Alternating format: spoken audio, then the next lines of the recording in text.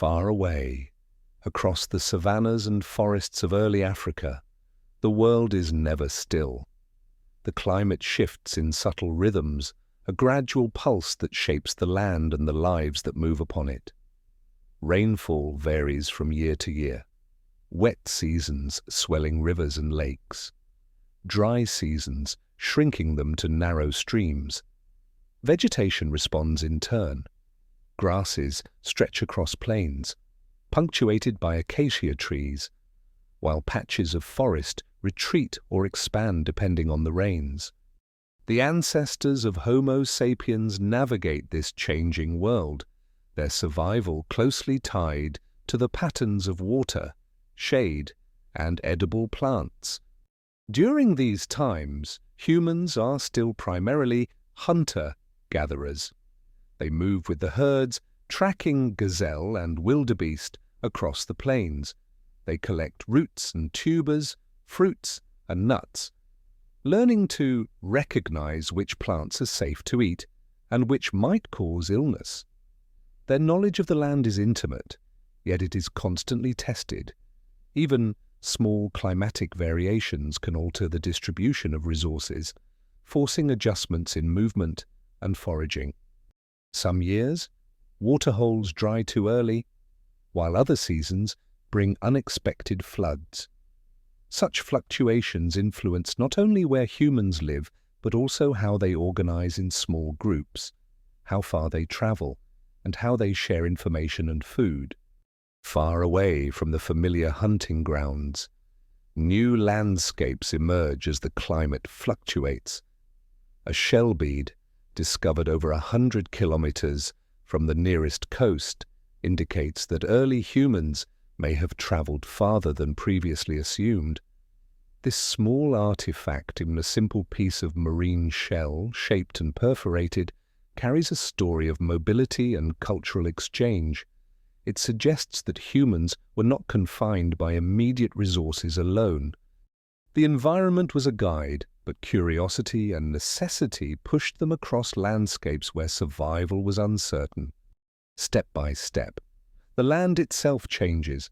Seasonal rains carve new river channels and expand shallow lakes. In places where grasslands dominate, the soil alternates between periods of wet softness and dry hardness. During wetter periods, game animals spread more widely, and plants flourish in dense, nutritious clusters. During droughts, only the hardiest survive. Humans follow these cycles, observing and adapting, developing strategies that allow them to endure scarcity without overexploiting a single area. This rhythm between abundance and shortage becomes an invisible teacher, shaping decisions and patterns of movement. Some mysteries of this period remain unresolved. Researchers debate the extent to which early human migrations were intentional or reactive.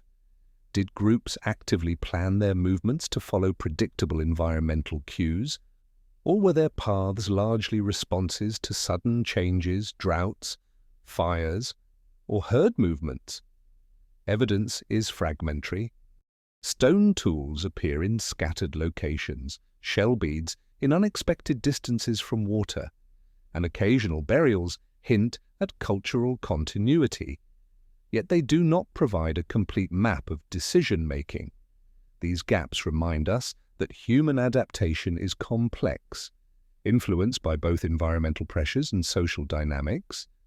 On a planetary scale, these changes are interconnected with larger systems. As rainfall patterns shift, river basins expand or contract, influencing soil fertility and the growth of vegetation. Monsoon winds and seasonal storms carry moisture inland or leave regions parched.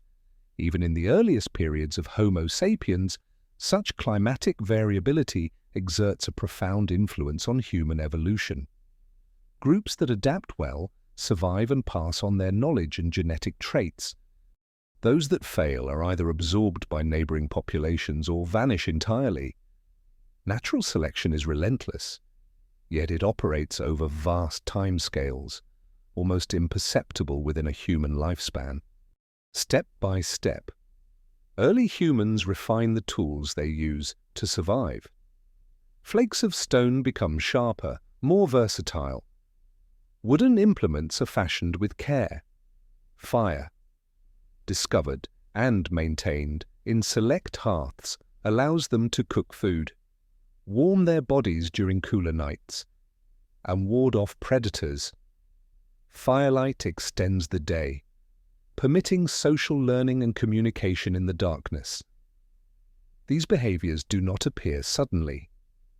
They emerge gradually, influenced by necessity and observation. Climate is a constant backdrop to this experimentation, nudging humans toward innovations that improve efficiency, safety, and survival. In the grassy plains and woodland mosaics, early humans are acutely aware of scarcity. When drought strikes, they move toward remaining water sources, crossing distances longer than from Paris to Seoul.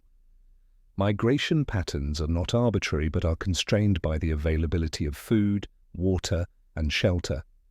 Groups fragment and reform according to environmental pressures. Knowledge of these spaces becomes encoded in memory, stories, and perhaps in the earliest forms of symbolic behavior, even if it leaves no permanent mark in the archaeological record.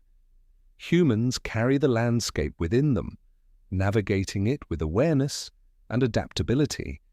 Far away, lakes expand and shrink in cyclical rhythms, reflecting broader climatic oscillations. Sediment cores taken from these basins reveal alternating layers of wet and dry periods. These cores act as silent witnesses to the shifting habitats that early humans experienced. They indicate that Africa's climate was not static. It was a mosaic of micro-environments. While some regions experienced intense droughts, others remained relatively moist, providing refuges where populations could persist. Such refuges may have acted as centers for genetic diversity, preserving lineages that would later spread across continents. Step by step, the interplay between human behavior and the environment becomes apparent. Subsistence strategies, tool development, social organization, and even migration routes are influenced by climate. Humans are not passive observers, they are active participants in a dynamic system, responding to cues in the land, the air, and the water. Each decision, when to move, where to forage, when to settle temporarily, is informed by experience and observation.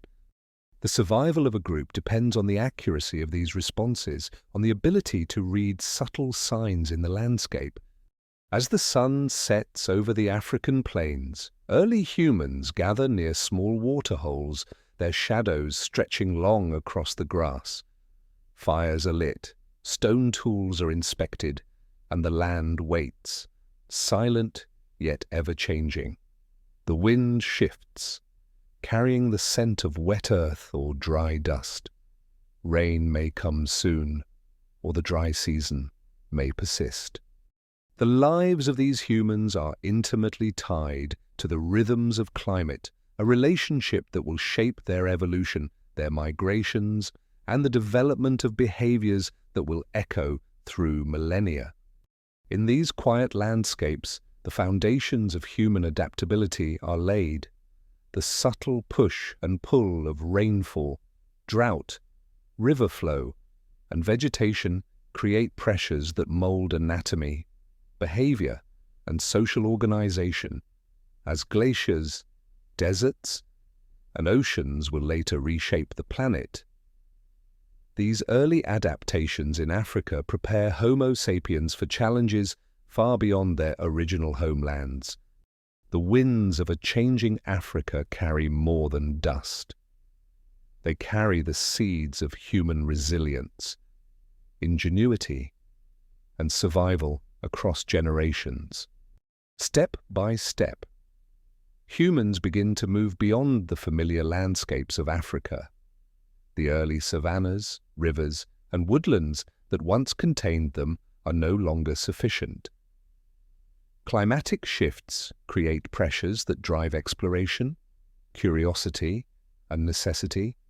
rainfall patterns change, and some regions experience prolonged droughts. Waterholes dry up, and familiar food sources become scarce. In response, small groups of Homo sapiens begin to migrate, following the subtle signs of the land.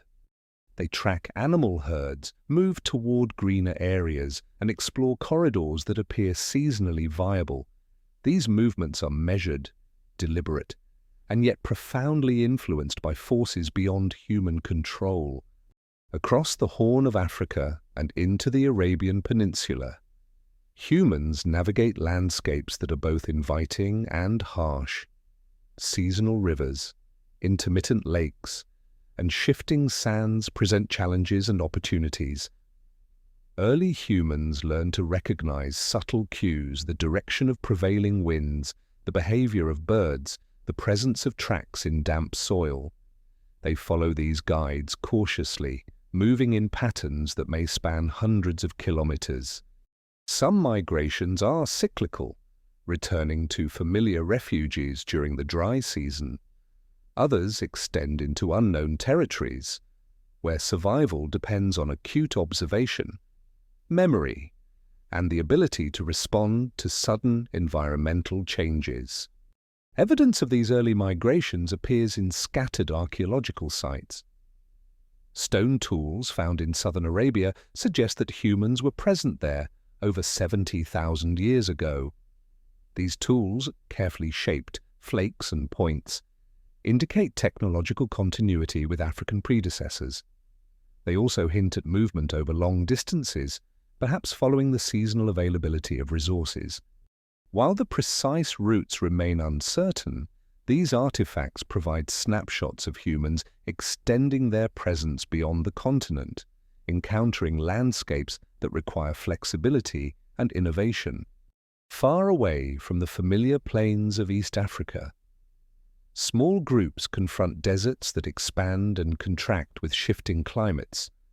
The Rub al-Khali, today one of the largest sand deserts, may have contained grasslands, seasonal lakes, and temporary rivers during wetter periods. So these ecological corridors offer a passageway, allowing humans to move into southern Arabia. Yet the window of opportunity is narrow. Climate oscillations create cycles of abundance and scarcity, which in turn influence the timing and speed of migrations. Groups that move too early or too late may face inhospitable conditions, while those that follow optimal windows can find resources sufficient for survival and reproduction. Some lesser-known details hint at the complexity of these journeys. In a cave in Oman, researchers discovered the remains of freshwater mollusks and small vertebrates far from current water sources. These finds suggest that humans were exploiting seasonal wetlands, adapting to environments that appeared and disappeared within decades or centuries. Such observations remind us that migrations were not only about covering distance, but also about reading and responding to ephemeral habitats. Humans developed an acute sense of environmental timing, moving in patterns that optimize survival under fluctuating conditions. The question of intentionality remains partly unresolved. Did humans consciously plan these long journeys, mapping landscapes in advance, or were migrations largely reactive, driven by sudden shortages or climatic extremes? Some researchers argue for a combination. General knowledge of productive regions informed movement, but precise routes and timing were often contingent on local conditions. The fragmentary nature of archaeological evidence makes definitive answers elusive. Stone tools, shell beads, and traces of hearths indicate presence, but not the full narrative of decision-making. Humans may have relied on social learning, observation of animal behavior, and oral traditions to navigate these uncertainties. Step by step, humans enter the Levant, a region of hills, river valleys, and Mediterranean woodlands. Here, They encounter landscapes of varied resources. Rivers flow intermittently, providing fish, fresh water, and fertile soils. Oak and pistachio woodlands offer edible nuts and fuel. Game animals are diverse, from ibex and gazelle to small rodents. Humans adapt their strategies to exploit this mosaic, combining hunting, gathering, and knowledge of microhabitats. The Levant acts as a staging ground, a place where experience gained in Africa is applied and expanded. Successful adaptation here allows further expansion into Eurasia. Planetary-scale observations are relevant in this context. Rising and falling sea levels, tied to glacial and interglacial cycles, influence the availability of land bridges and coastal routes. Seasonal monsoons carry moisture inland, affecting vegetation and freshwater availability. Wind patterns shift deserts and dune systems, creating or closing corridors for migration. Humans respond to these planetary-scale processes without conscious awareness, their movements constrained and guided by forces larger than themselves. Survival depends on reading these cues, sometimes subtle, sometimes dramatic. Early humans also encounter new competitors and predators. Lions, leopards, hyenas, and large ungulates present dangers and opportunities. Predation pressure influences timing, travel routes, and group cohesion. Humans may avoid certain valleys or slopes during periods of heightened predator activity. At the same time, the presence of prey animals dictates the viability of certain corridors. These ecological interactions are woven into the decision-making matrix of migration. Knowledge of predators and prey, gained through observation and shared within groups, becomes a crucial component of survival.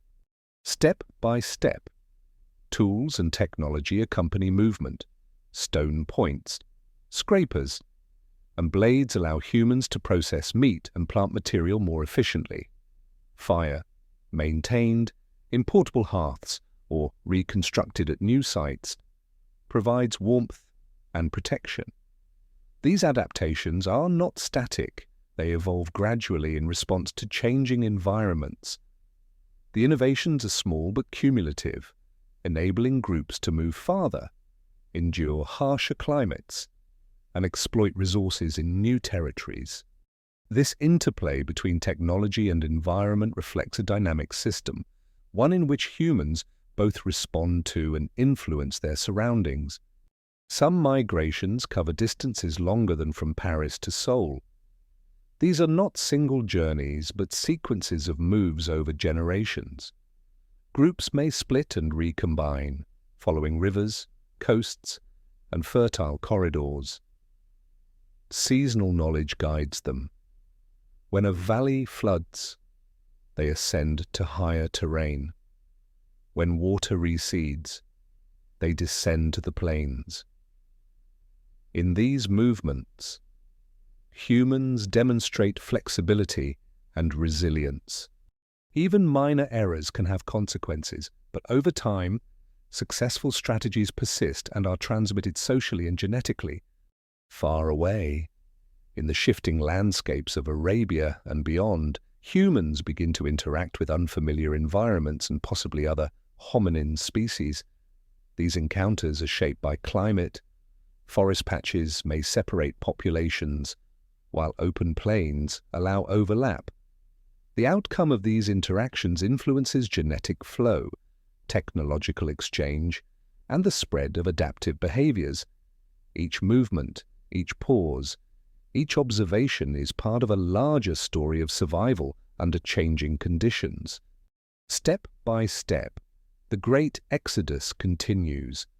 Humans leave Africa not as a single, unified wave, but in multiple groups, each responding to local conditions, climatic windows, and resource availability. The routes they follow, the habitats they exploit, and the strategies they employ are dictated by an intricate web of environmental factors. Over time, These migrations set the stage for the peopling of Eurasia, Australia, and eventually distant lands. Each step is small, measured, and deliberate, yet cumulatively monumental. The first migrations out of Africa mark a turning point in human history. The rhythms of rain and drought, the rise and fall of lakes, the emergence of deserts, and the presence of diverse ecosystems all shape the movements of early Homo sapiens. These early journeys demonstrate adaptability, awareness of environmental cues, and the beginnings of cultural transmission. In the vast landscapes of prehistory, climate acts as both guide and challenge, steering humans toward survival, innovation, and expansion. Step by step, humans move beyond the Arabian Peninsula, entering the varied landscapes of Eurasia. The deserts, plains, and mountains they encounter are different from the African savannas they once knew. Seasonal rivers and intermittent lakes provide water and food, yet they are unpredictable.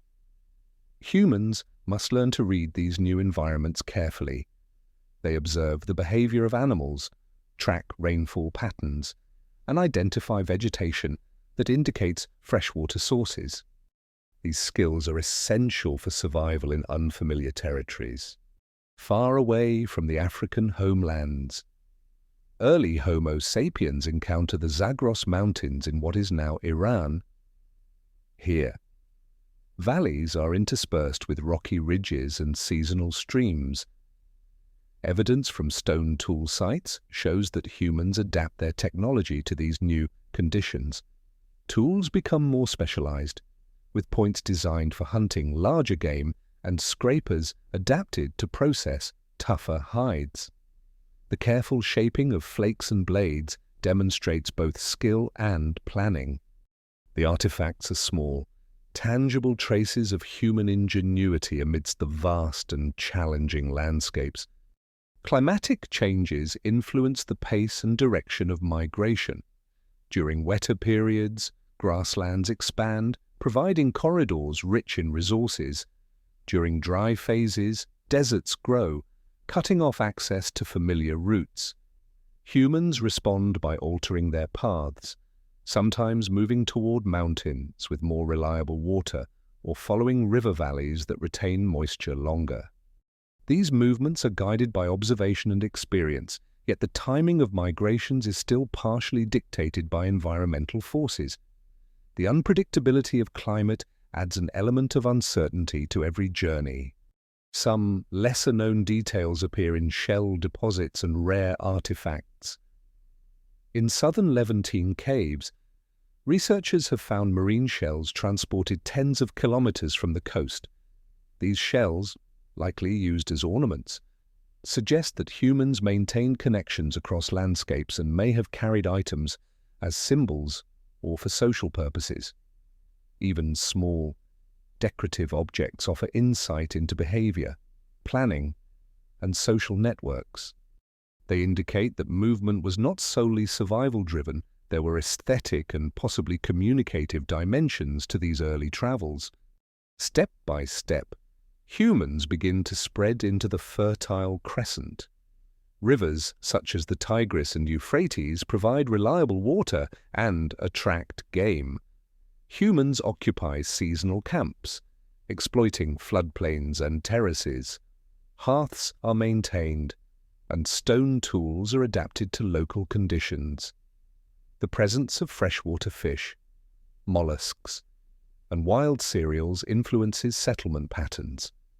Humans learn to exploit a combination of hunting, gathering, and opportunistic foraging. This adaptability is essential for survival in landscapes with variable productivity. Planetary-scale observations are significant. Rising and falling sea levels, driven by glacial cycles, alter coastlines and open or close land bridges. The Persian Gulf, for example, is a region transformed repeatedly over tens of thousands of years. At times, the Gulf is a shallow sea. At other times, it reveals land exposed during low sea levels. These shifts create temporary corridors or barriers for human movement. Step by step, Homo sapiens track these changes, navigating coastlines, river valleys, and mountain passes. They respond not to abstract knowledge but to observable conditions, the location of lakes, the presence of animals, the availability of shelter. Some migrations reach distances longer than from New York to Madrid. Groups move in stages, pausing in resource-rich regions before continuing. Seasonal cycles guide travel. Wet seasons allow easier access to rivers. Dry seasons push groups toward permanent water sources. Over generations, humans accumulate knowledge about specific corridors, refuges, and hazards. This knowledge is shared within and between groups, forming a foundation for cultural continuity and technological refinement. Far away, in the Levantine corridor, humans may have encountered other hominin species. Evidence indicates overlap with Neanderthals in some regions. These encounters are not fully understood. Archaeological sites show intermittent occupation and tool similarities, but it remains unclear whether interactions were direct or sequential. Some researchers suggest occasional contact, possibly involving observation, imitation, or even gene flow. The full nature of these interactions remains an unresolved scientific mystery.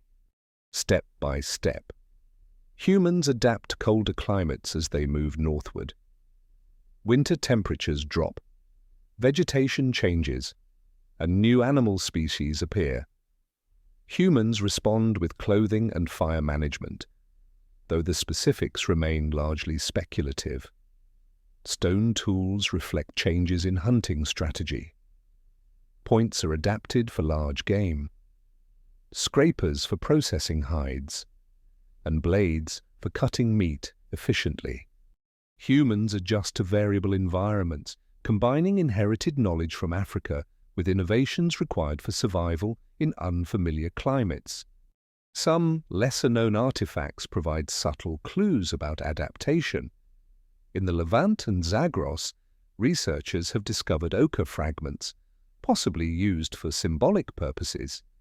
These materials, transported over long distances, suggest that humans maintain behavioral traditions even while coping with environmental pressures. Such evidence highlights the continuity of cognitive complexity, hinting at social and cultural behaviors that accompany migration and technological innovation. Step by step, rivers become highways and mountains become barriers. Humans learn to navigate these features with remarkable skill. In some cases, seasonal flooding expands navigable areas, providing access to fish and fertile land. In others, snow and ice block paths, forcing detours. Humans respond flexibly, often splitting into smaller groups to increase mobility and reduce competition for limited resources. These strategies are adaptive responses to the challenges of a changing and complex world. Planetary-scale observations continue to shape understanding. Glacial cycles impact rainfall, river volume, and vegetation cover. Expanding ice sheets push humans southward, while retreating glaciers open new landscapes. Migration patterns are thus intertwined with large-scale climate dynamics. Step by step, humans navigate this shifting planetary canvas, demonstrating both resilience and sensitivity to environmental cues. Some migrations involve crossing long distances that span multiple ecological zones. Humans move from arid regions to woodlands, from floodplains to rocky hillsides, learning to exploit diverse habitats. Each transition requires adjustments in diet, technology, and social organization. Knowledge of seasonal resources, animal behavior, and terrain is essential. These transitions are gradual, incremental, and cumulative, forming a chain of adaptive behaviors passed through generations. Step by step, the first waves of Homo sapiens enter Eurasia, the Zagros, Levant, and surrounding regions become stages for early expansions beyond Africa. Tools, symbolic artifacts, and traces of hearths document this movement. Climate, terrain, and biological interactions shape the pace and direction of migration. Some mysteries remain: the precise routes taken, the timing of specific movements, and the nature of contact with other hominins are still debated. Yet, the evidence demonstrates that humans navigated these landscapes with intelligence, observation, and flexibility. Step by step, humans lay the foundation for subsequent dispersals into Europe, Central Asia, and eventually farther regions. Environmental knowledge, technological adaptation, and social learning guide expansion. Each movement is measured, deliberate, and responsive to planetary-scale changes. Over millennia, these early migrations established the patterns of exploration, survival, and cultural innovation that define Homo sapiens. Step by step, the crossing into Eurasia is a story of resilience, adaptation, and interaction with a complex and shifting world. Humans move with awareness of the land, climate, and ecological systems. They leave traces in stone, shell, and hearths, offering a glimpse of lives lived in synchrony with a dynamic planet. Even now, tens of thousands of years later, these journeys remain a testament to the capacity of humans to read, respond to, and navigate environmental challenges. Step by step, humans encounter the onset of colder climates as they move further north. The world is entering cycles of glacial expansion. Ice sheets cover vast regions of northern Eurasia. Rivers freeze in winter, and snow blankets plains for months. Vegetation zones shift, forests recede, grasslands expand or contract depending on precipitation. Humans face new challenges in finding food, water, and shelter. Survival demands both careful observation and flexible strategies. Far away from the familiar savannas of Africa, humans enter landscapes where temperatures drop below freezing in winter. Seasonal variation becomes pronounced. Summers bring short bursts of productivity. Winters are harsh and prolonged. Humans observe animal migration, tracking herds of reindeer, bison, and mammoths. These large animals are both opportunity and risk. Hunting requires precise planning, coordinated effort, and efficient use of tools. Stone points are crafted with greater skill, often designed for piercing thick hides. Step by step, humans refine their technology to cope with these extreme environments. Some lesser-known adaptations appear in the archaeological record. In southern Europe, evidence suggests humans made temporary shelters from animal hides and wood. Hearths are strategically located to conserve heat. Some sites show arrangements of stones that form windbreak, and these constructions indicate that early humans responded to cold by modifying their immediate environment. They combine natural materials with ingenuity, creating microhabitats that improve chances of survival.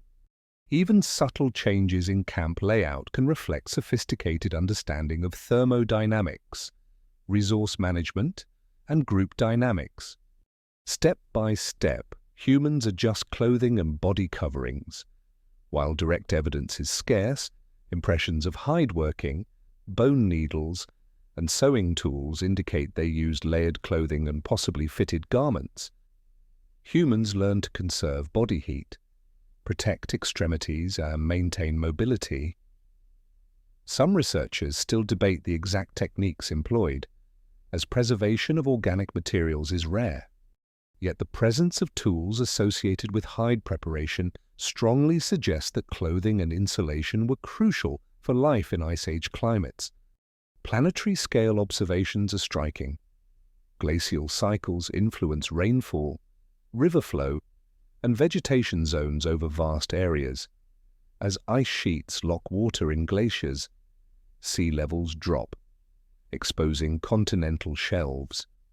Land bridges appear in some regions, connecting previously isolated areas. These environmental shifts create both opportunities and barriers. Humans respond by following newly exposed terrain, sometimes venturing into previously inaccessible regions. Migration becomes a dynamic process, influenced not solely by immediate needs but also by changing global conditions. Step by step, humans diversify subsistence strategies. Large game hunting continues, but smaller animals, birds, and freshwater resources become more important. Fishing and shellfish collection are employed where available.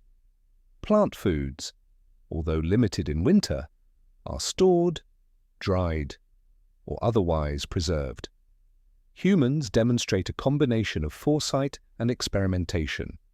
They observe seasonal availability, plan for scarcity, and exploit a range of resources. This flexibility is a hallmark of successful adaptation to Ice Age environments. Some lesser-known artifacts reflect behavioral sophistication. In sites across France and Spain, engraved bones and ornaments appear alongside hunting tools. These objects may serve symbolic, social, or communicative purposes. Step by step, humans integrate survival strategies with cultural expression. The capacity for symbolic thought persists even under harsh conditions, demonstrating that environmental stress does not suppress cognitive complexity. Step by step, humans also encounter challenges in mobility. Snow, ice, and shifting landscapes alter routes. River crossings may freeze in winter, providing access to areas otherwise separated by water. Glacial moraines create barriers, forcing detours. Humans split into smaller, flexible groups to navigate difficult terrain, reduce competition, and increase resilience. Step by step, these logistical adjustments allow populations to maintain access to critical resources, even under unpredictable conditions. Far away, in northern latitudes, humans interact with cold-adapted fauna. Woolly mammoths, reindeer, and bison dominate these ecosystems. Predators, including large felids and canids, are ever-present threats. Humans develop strategies to mitigate risk, employing group hunting, ambush techniques, and fire to manage interactions.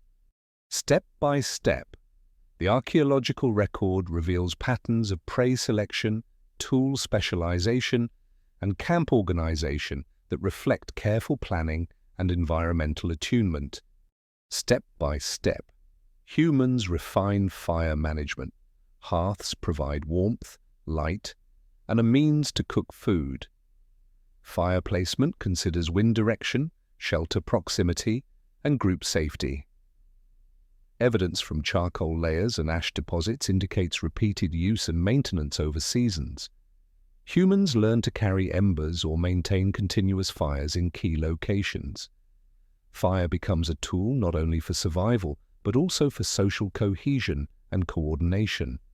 Step by step, these practices underscore the importance of technology, knowledge, and foresight in Ice Age adaptation. Some unresolved scientific mysteries remain. Researchers debate the speed and routes of human expansion into northern Eurasia. Some evidence suggests humans occupied regions far beyond previously estimated ranges. Others argue that presence was intermittent, influenced by climate fluctuations. The exact nature of interactions with Neanderthals in these northern zones is still unclear. Step by step, new discoveries continue to refine understanding, Yet questions about timing, frequency, and ecological strategies remain open. Step by step, humans integrate resource storage into daily life. Bone and stone tools suggest the processing of hides, meat, and plant materials for later use. Sites indicate the presence of caches or storage pits, though preservation is variable. This foresight demonstrates understanding of seasonal cycles, planning, and risk management.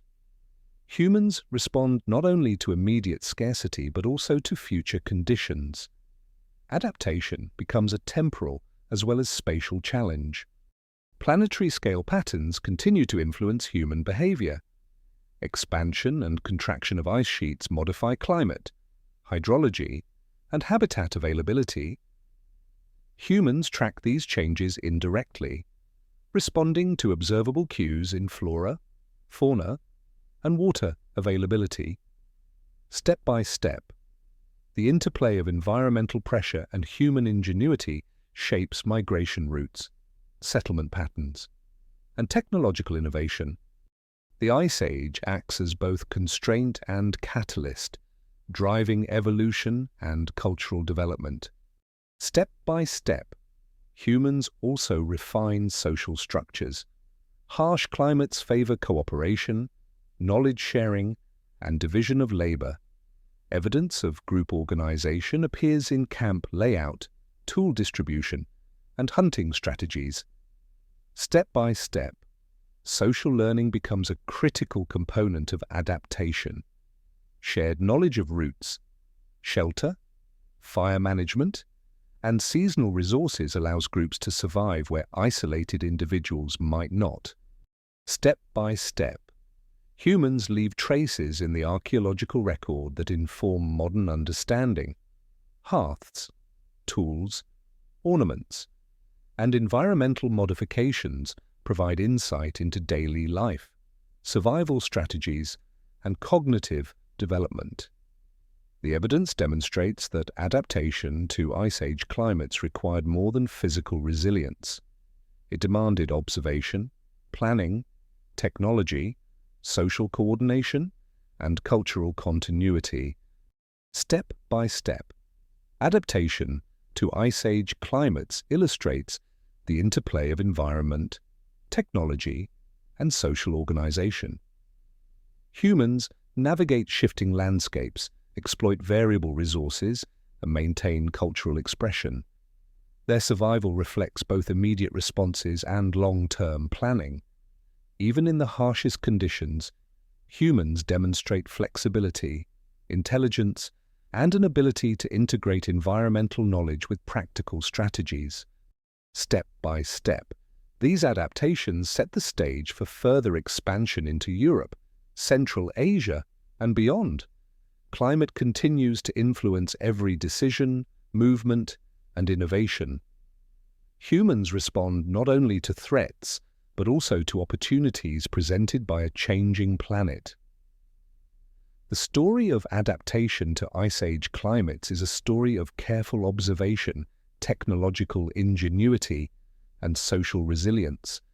Step by step, humans move closer to the edges of massive ice sheets. The landscape changes dramatically. Glaciers extend across valleys, covering mountains and plains. Rivers swell with meltwater in summer, then freeze in winter. Terrain alternates between exposed rock, moraines, and snowfields. Each step requires observation, planning, and care. Humans follow animal tracks, wind patterns, and seasonal vegetation. Their movements are guided by knowledge passed through groups, refined over generations. These northern migrations are slow, deliberate, and responsive to the rhythms of the land. Far away from temperate regions, humans encounter environments that are both forbidding and dynamic. Ice fronts advance and retreat with glacial cycles. Coastal areas, once accessible, become isolated by rising glaciers or flooded valleys. Step by step, Humans adapt migration strategies to these shifting conditions. They do not simply move forward. Some groups retreat to refugia, areas where resources remain relatively stable despite the ice. These refugia provide temporary sustenance and safety, while allowing observation of the surrounding environment. Some lesser-known archaeological sites reveal surprising resilience. In southern Scandinavia, stone tools and temporary hearths appear far north of previous human occupation. Step by step, evidence shows that humans ventured into areas previously thought uninhabitable. These early incursions may have been brief, seasonal, or experimental, yet they demonstrate willingness to explore and exploit marginal environments. Some researchers still debate whether these movements were intentional colonizations or opportunistic excursions. The pattern remains unresolved, leaving questions about timing, frequency, and motivation. Step by step, humans refine the use of tools and technology for glacial landscapes. Stone blades are shaped to pierce thick hides. Bone points are crafted for precision. Wooden spears are hardened and shaped to resist cold. Humans also manipulate natural materials for insulation, such as layering hides and using moss or grass as padding. Tools serve not only hunting needs but also shelter construction, fire management, and mobility. Step by step, innovation emerges in response to environmental pressure. The archaeological record preserves these adaptations in layers of stone, bone, and charcoal. Step by step, humans encounter new fauna as they cross glacial frontiers. Woolly mammoths, reindeer, and musk oxen dominate these zones. Predators, such as large felines and wolves, coexist alongside these herbivores. Humans track, ambush, and exploit animal movements to secure food. Seasonal migrations of prey animals dictate human movement. Step by step, humans synchronize their efforts with ecological rhythms. Hunting becomes an intricate balance of timing, skill, and patience, and planetary-scale observations show that glacial expansion alters the hydrological system. Rivers shift courses under ice pressure, forming glacial lakes and temporary streams. Step by step, humans learn to navigate these altered waterways, crossing frozen surfaces in winter or fording meltwater in summer. Coastal shelves emerge as sea levels fall, providing new land routes. These environmental dynamics offer both opportunity and risk. Humans must assess each route, weighing distance, shelter, and resource availability. Step by step, humans integrate knowledge of weather and climate into decision-making. Snow depth, wind direction, and cloud patterns indicate storms, temperature changes, and animal movement. Some lesser-known evidence comes from pollen analysis and sediment cores, showing how vegetation changed along migration corridors. Humans respond to these environmental cues, adjusting routes, hunting strategies, and camp locations. Step by step, this continuous observation supports survival in uncertain conditions. Step by step, humans develop cultural practices that reinforce group cohesion. Shared knowledge of routes, fire management, and tool production enables coordination across dispersed groups. Step by step, these practices help maintain social bonds and transmit survival strategies. Artifacts, such as decorated bones and personal ornaments, suggest that symbolic behavior continues even in glacial zones. Humans retain cultural identity while adapting to extreme environments, balancing survival with expression. Some unresolved scientific mysteries remain. It is unclear exactly how quickly humans moved across glacial landscapes. Genetic evidence shows mixing of populations over vast distances. Yet precise migration paths are debated. Archaeological evidence is sparse, and preservation is uneven, step by step. Researchers reconstruct scenarios using indirect indicators, such as tool distribution, animal remains, and environmental proxies. Questions about seasonal patterns, population density, and interaction with Neanderthals persist. Step by step, humans demonstrate flexibility in diet. Large game hunting is supplemented by smaller animals, fish, and foraged plants. Step by step, resource diversification supports survival during lean periods. Evidence from isotopic analysis of bones shows variation in diet across regions and seasons. Step by step, humans optimize intake based on availability, energy requirements, and risk. These strategies indicate sophisticated understanding of ecological variability. Step by step, humans leave traces of shelter and fire management. Sites often show arrangements of stones for windbreaks and hearths placed to maximize warmth. Organic materials, although poorly preserved, hint at use of moss, grass, or fur for insulation. Step by step, humans modify microenvironments to improve living conditions. These adjustments reflect awareness of thermal properties, spatial arrangement, and group needs. Step by step, humans confront environmental challenges beyond cold. Avalanches, ice crevasses, and sudden weather changes pose threats. Step by step, movement requires careful observation, risk assessment, and contingency planning. Humans experiment with routes, using topography, landmarks, and environmental cues to navigate safely. Step by step, knowledge accumulates, improving survival odds and facilitating further expansion.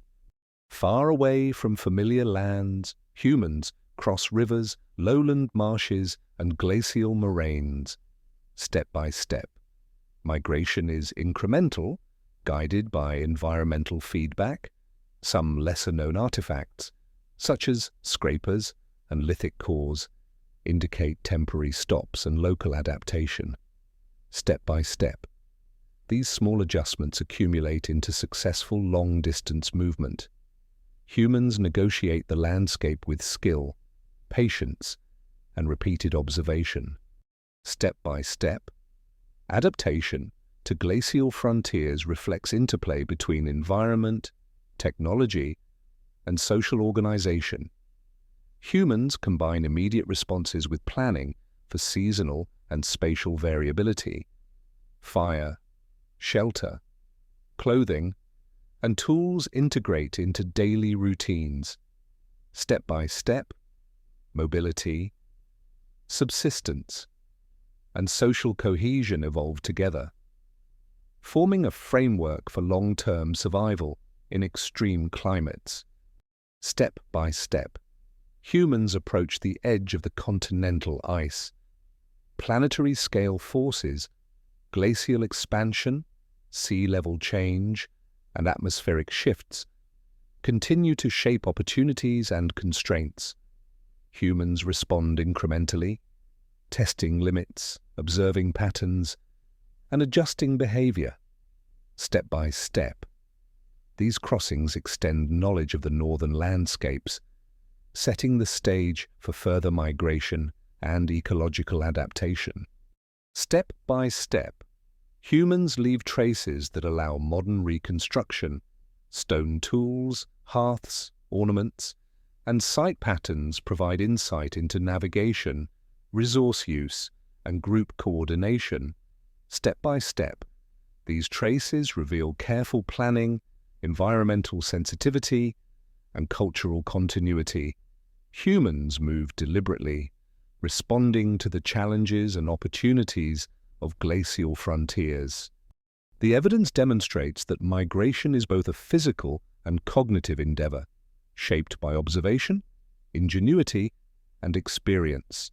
Step by step, Humans crossing glacial frontiers illustrate resilience, intelligence, and adaptability.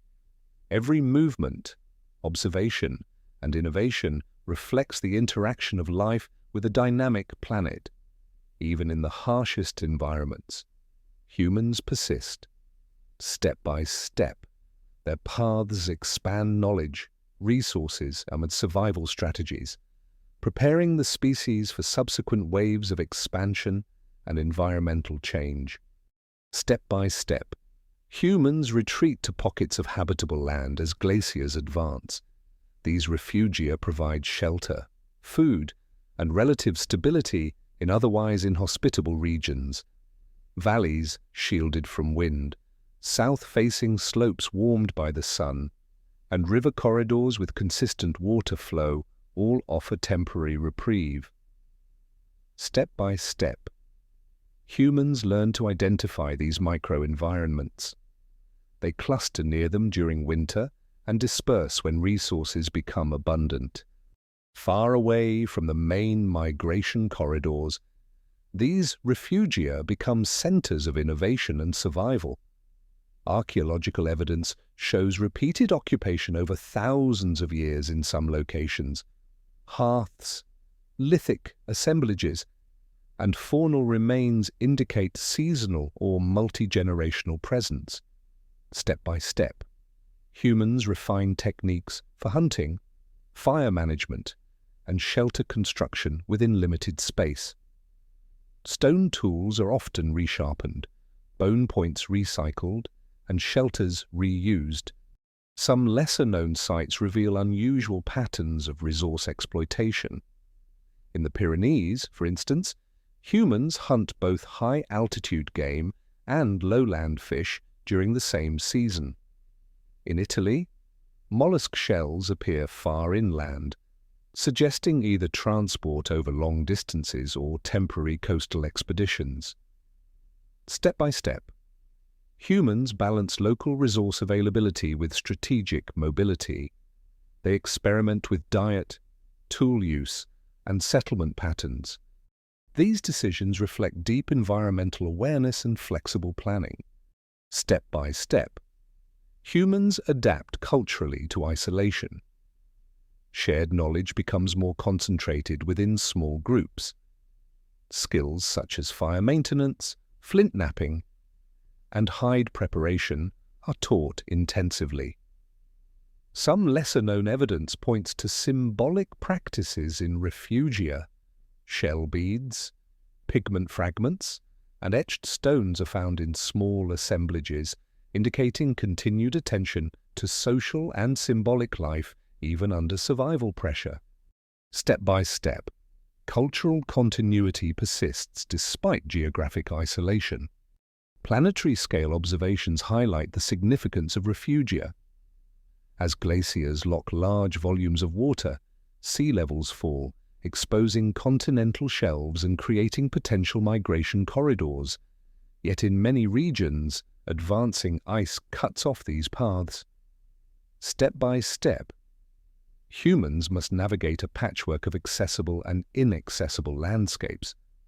Survival depends on careful assessment of local conditions, seasonal variation, and long-term environmental trends. Step by step, dietary flexibility proves essential. Humans rely on a mix of large and small mammals, birds, fish, mollusks, and plant resources. Isotopic analysis of skeletal remains shows variation in protein sources, suggesting adaptation to local ecosystems. Step by step, humans optimize caloric intake according to availability and season. Some lesser-known findings include the processing of previously overlooked plant materials, such as underground tubers and seasonal berries. These additions enhance nutritional resilience. Step by step, humans refine technology to cope with environmental constraints. Specialized tools emerge, such as scrapers for hide preparation and composite hunting implements adapted for specific prey. Shelter designs evolve to withstand wind, snow, and temperature fluctuations. Step by step, humans integrate fire management, tool production, and mobility strategies into daily routines. Hearth arrangements often reflect careful planning, positioned for warmth, smoke ventilation, and cooking efficiency. Step by step, evidence indicates occasional interaction between refugia. Genetic studies reveal mixing of populations separated by glacial barriers. Step by step, humans maintain connections across seemingly isolated regions. Material culture, including distinctive stone tool types and personal ornaments, suggests exchange or shared knowledge. Some unresolved mysteries remain. The frequency, roots, and social context of these interactions are still debated. Step by step, these patterns hint at complex networks underlying apparent isolation. Step by step, humans respond to ecological stress. Harsh winters, sudden storms, and resource scarcity require adaptive strategies. Step by step, groups reduce movement, conserve energy, and ration resources. Evidence from faunal remains shows selective hunting of juveniles, subadults, or overabundant species to preserve populations. Step by step, humans fine-tune risk management in fragile ecosystems, balancing immediate survival with long-term sustainability. Step by step, humans manage fire with careful precision. Hearths remain lit for days, providing warmth, protection, and a cooking resource. Step by step, fire serves multiple functions: deterring predators, processing food, and creating social cohesion. Some lesser-known evidence suggests that ash from these hearths was used in hide processing or pigment preparation. Step by step, fire becomes both a practical and cultural tool within refugia. Step by step, humans navigate limited spatial ranges. Some refugia are small, often only a few square kilometers. Step by step, this limitation encourages efficient use of resources. Tool caches, sleeping areas, and food storage are strategically arranged. Some sites reveal evidence of repeated spatial planning over generations. Step by step, humans optimize local terrain, demonstrating foresight, cooperation, and environmental understanding. Step by step, humans adapt social structures to isolation. Small groups favor cooperation, shared responsibility, and knowledge transmission. Step by step, these dynamics shape survival. Artifact evidence suggests tasks are divided, including specialized hunting, tool-making, and food processing. Step by step, skill transmission occurs both horizontally and vertically, maintaining cultural cohesion. Some symbolic artifacts, such as carved stones or shells, indicate that cultural expression continues alongside subsistence practices. Step by step, environmental change pressures humans in refugia.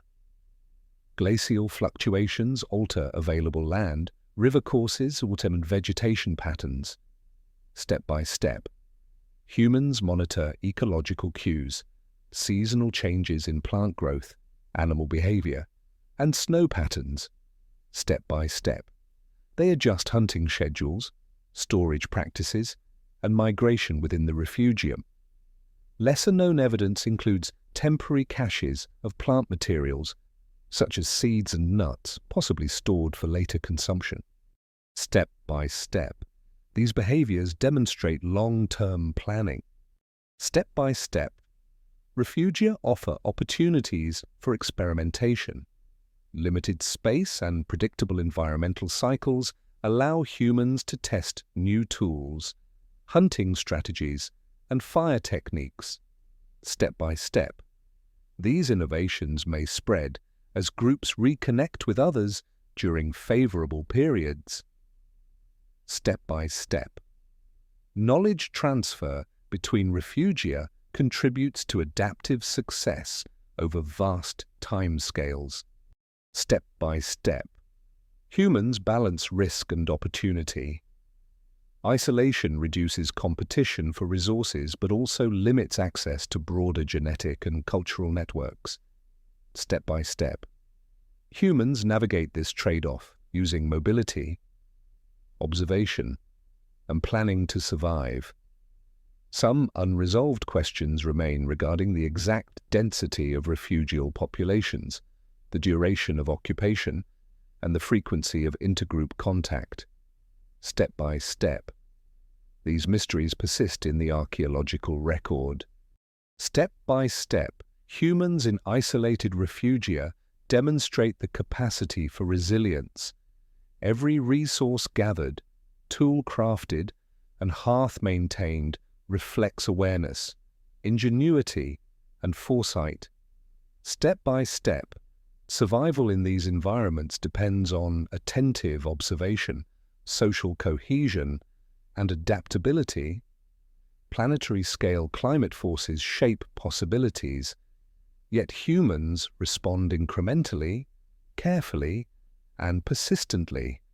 Step by step, these small-scale strategies accumulate, ensuring continuity and adaptation in the face of changing landscapes. Step by step, the study of refugia reveals the interplay of environment, technology, and social organization. Archaeological and genetic evidence offers a glimpse into how humans negotiated extreme conditions. Step by step, these isolated pockets contribute to understanding the broader patterns of human evolution, migration, and cultural development. Step by step, survival in refugia illustrates not only endurance, but also the capacity for learning, innovation, and connection within the context of a changing planet. Step by step, humans confront new environmental challenges as climates shift unpredictably. Ice sheets advance and retreat, precipitation patterns fluctuate, and wind regimes alter familiar landscapes. Step by step, humans respond not only with survival strategies, but also through innovation. Tool designs evolve, shelters improve, and subsistence techniques adapt. Innovations emerge slowly, often through trial and careful observation, rather than sudden invention. Step by step, one area of innovation is tool complexity. Lithic assemblages from various late Pleistocene sites demonstrate incremental improvements. Step by step, blades become longer, thinner, and more standardized. Composite tools, combining bone, wood, and stone, appear in diverse locations. Step by step, these tools allow more efficient processing of plants, animals, and other materials. Lesser-known finds include bone harpoons and points adapted for specific aquatic species, suggesting adaptation to microenvironments previously overlooked. Step by step, innovation extends to shelter and spatial planning. Evidence shows that shelters evolve in response to wind, snow, and temperature fluctuations. Step by step, walls are reinforced, entrances oriented for sun exposure, and floors lined with insulating materials. Step by step, hearth placement becomes strategic, allowing warmth, light, and smoke dispersal.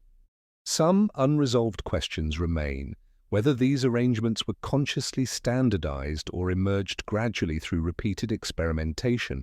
Step by step, humans adapt living spaces incrementally, responding to environmental cues.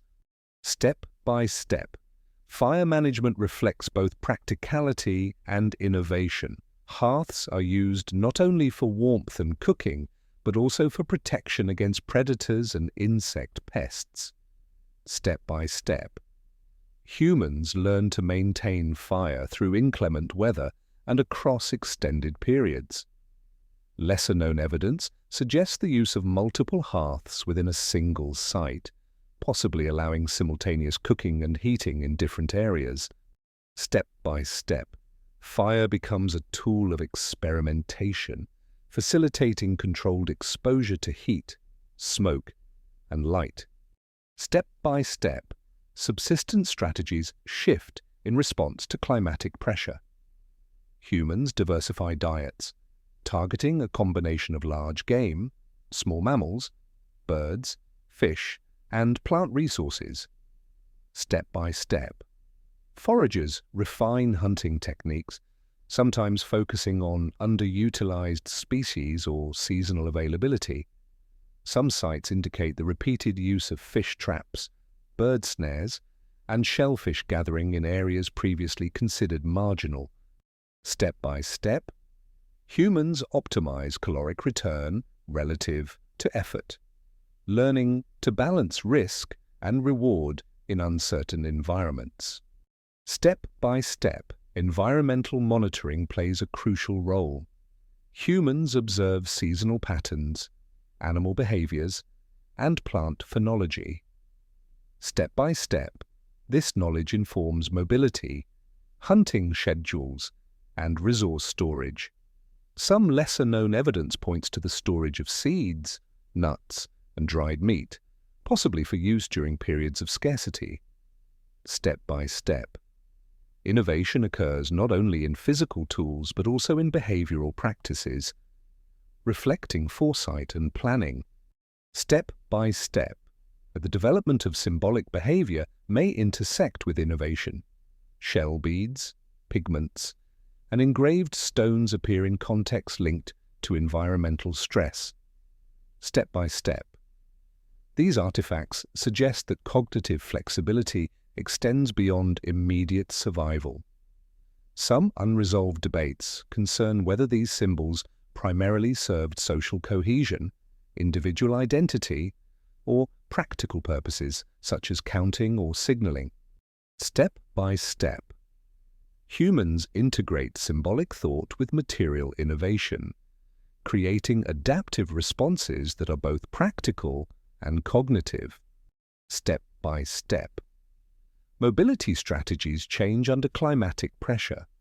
Populations shift from broad, frequent movements to more focused forays along predictable resource corridors.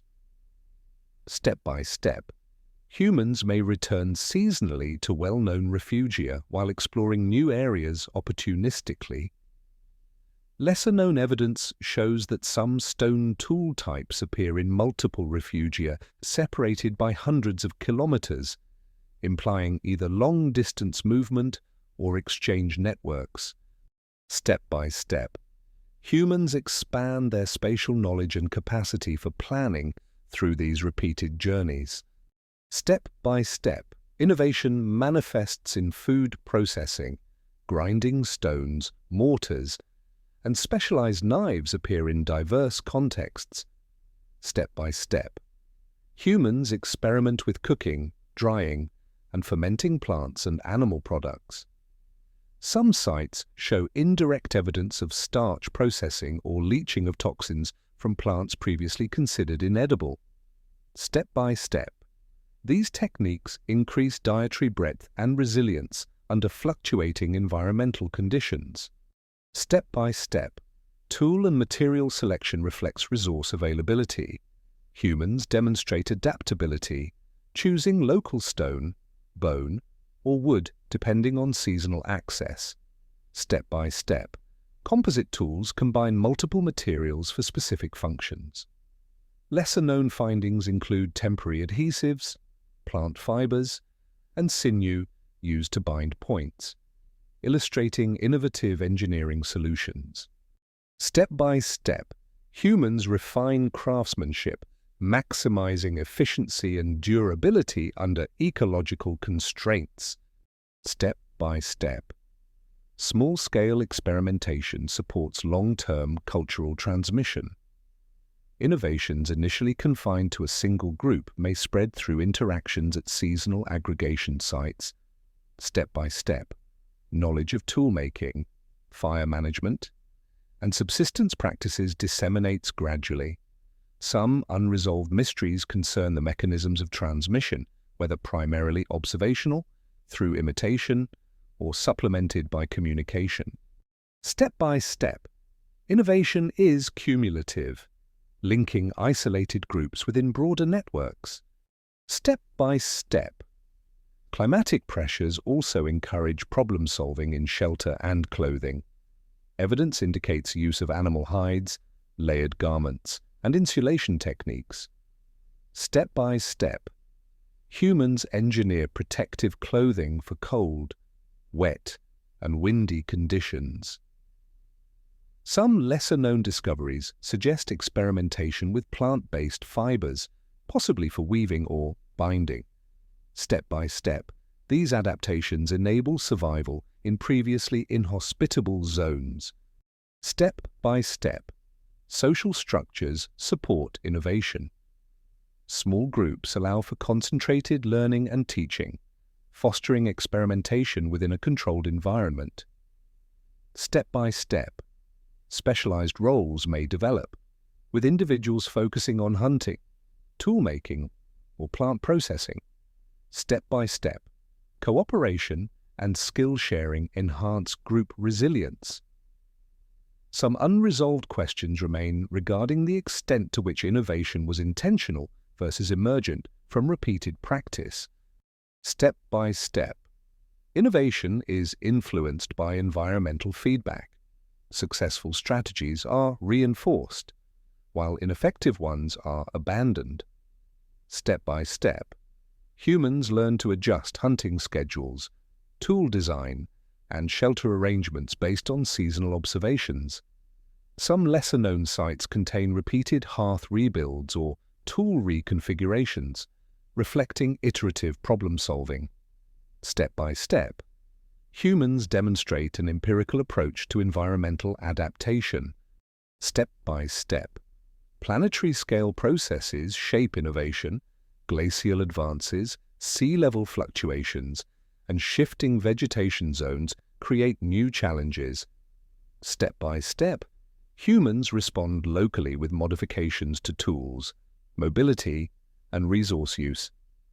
Step by step, survival and creativity intertwine, reflecting both immediate necessity and long-term adaptation. Step by step, incremental innovations accumulate, establishing the foundations for later technological and cultural complexity. Step by step, the archaeological record captures traces of this adaptive creativity. Lithic diversity, symbolic artifacts, and evidence of planning reflect human responses to changing climates. Step by step, innovation arises from necessity, experimentation, and social learning. Step by step, the combined impact of environmental pressure, resource variation, and cognitive flexibility shapes human evolution. Step by step, these adaptive strategies set the stage for further exploration, migration, and cultural development. Step by step, innovation amid climatic pressure highlights human resilience. The capacity to observe, experiment, and adjust allows populations to persist in unpredictable landscapes. Step by step, tools, shelters, clothing, and subsistence practices evolve in response to environmental constraints.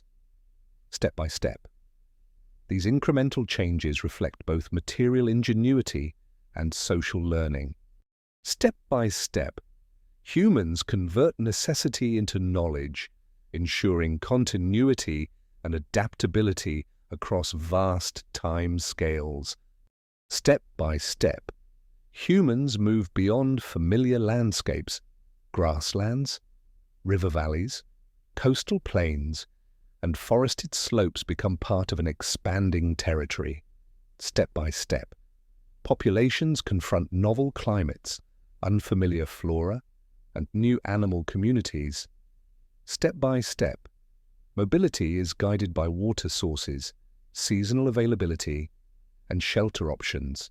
Step by step, humans enter habitats that demand both physical endurance and cognitive flexibility. Step by step, migration is influenced by climatic fluctuations.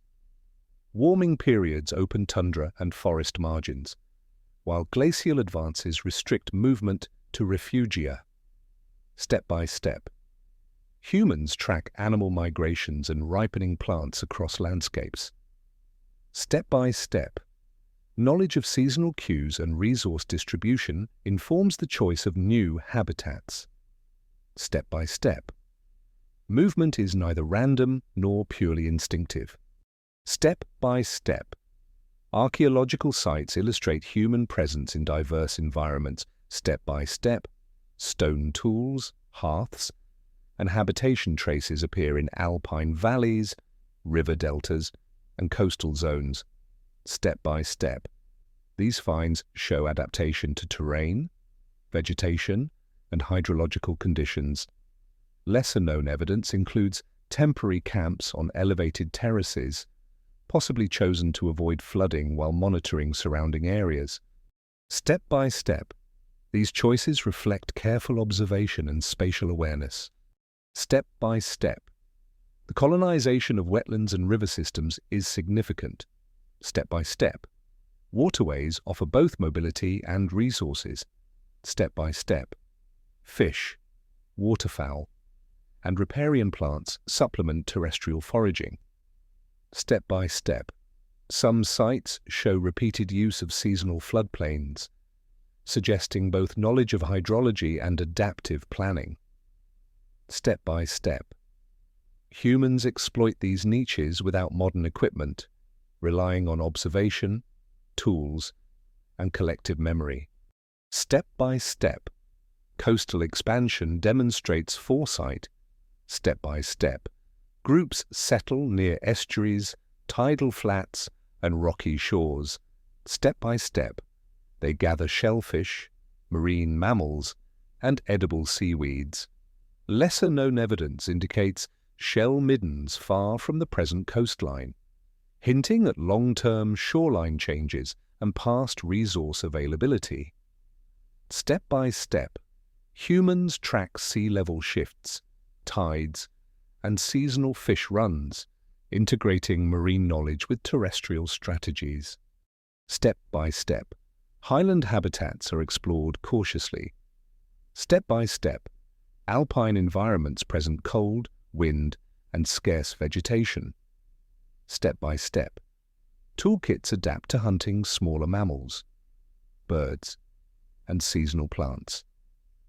Some unresolved questions concern whether early humans traveled alone or in small groups during highland forays. Step by step, these expansions reflect both curiosity and necessity, challenging physiological limits and cognitive capacities. Step by step, humans exploit forested zones. Step by step, tree canopies, understories, and riverine corridors provide both food and concealment. Step by step, gathering techniques include extracting edible roots, fruits, and seeds, while hunting uses stealth, traps, and coordinated strategies. Step by step, humans develop knowledge of plant seasonality, animal behavior, and the structural properties of wood and fiber. Step by step, adaptation requires both ecological understanding and careful experimentation. Step by step, mobility and habitat choice are intertwined with social organization. Step by step, groups divide labor, coordinate hunting, and share knowledge of terrain and resources. Step by step, seasonal aggregation points allow information transfer between groups. Step by step, mobility networks emerge, spanning valleys, plains, and coasts. Step by step, social learning facilitates rapid dissemination of adaptive strategies across populations. Step by step, new habitats bring technological refinement. Step by step, toolkits reflect environmental pressures. Step by step, Hunting implements vary between open plains, forested slopes, and riverine wetlands. Step by step, fire management and shelter construction are tailored to wind exposure, precipitation, and temperature extremes. Step by step, these incremental adjustments demonstrate responsiveness to environmental feedback. Step by step, humans carry knowledge of resource availability across landscapes. Step by step, mapping seasonal patterns of plant maturation and animal migrations guides settlement decisions. Step by step, temporary storage and transport techniques appear, from drying meat and fish to caching nuts and seeds. Some lesser-known sites contain evidence of organized storage pits, reflecting foresight and planning beyond immediate consumption. Step by step, humans learn to manipulate both landscape and resources to extend survival possibilities. Step by step, symbolic and social behaviors accompany habitat expansion. Step by step, markings, pigment use, and artifacts suggest cognitive engagement with unfamiliar spaces. Step by step, these objects may signify group presence, seasonal timing, or ritualized attention to the landscape. Some unresolved debates concern whether symbolic activity served primarily social, practical, or cognitive functions. Step by step, material culture and spatial behavior intersect, shaping human experience of new environments. Step by step, planetary-scale changes influence expansion. Step by step, glacial fluctuations, sea level rise, and regional aridification create both barriers and corridors. Step by step, humans exploit ice-free corridors, emergent plains, and newly available coastal shelves. Step by step, landscapes expand and contract with planetary rhythms, guiding movement patterns. Step by step, long-range migrations occur across distances exceeding hundreds or even thousands of kilometers, illustrating the scale of human reach. Step by step, incremental innovation ensures survival.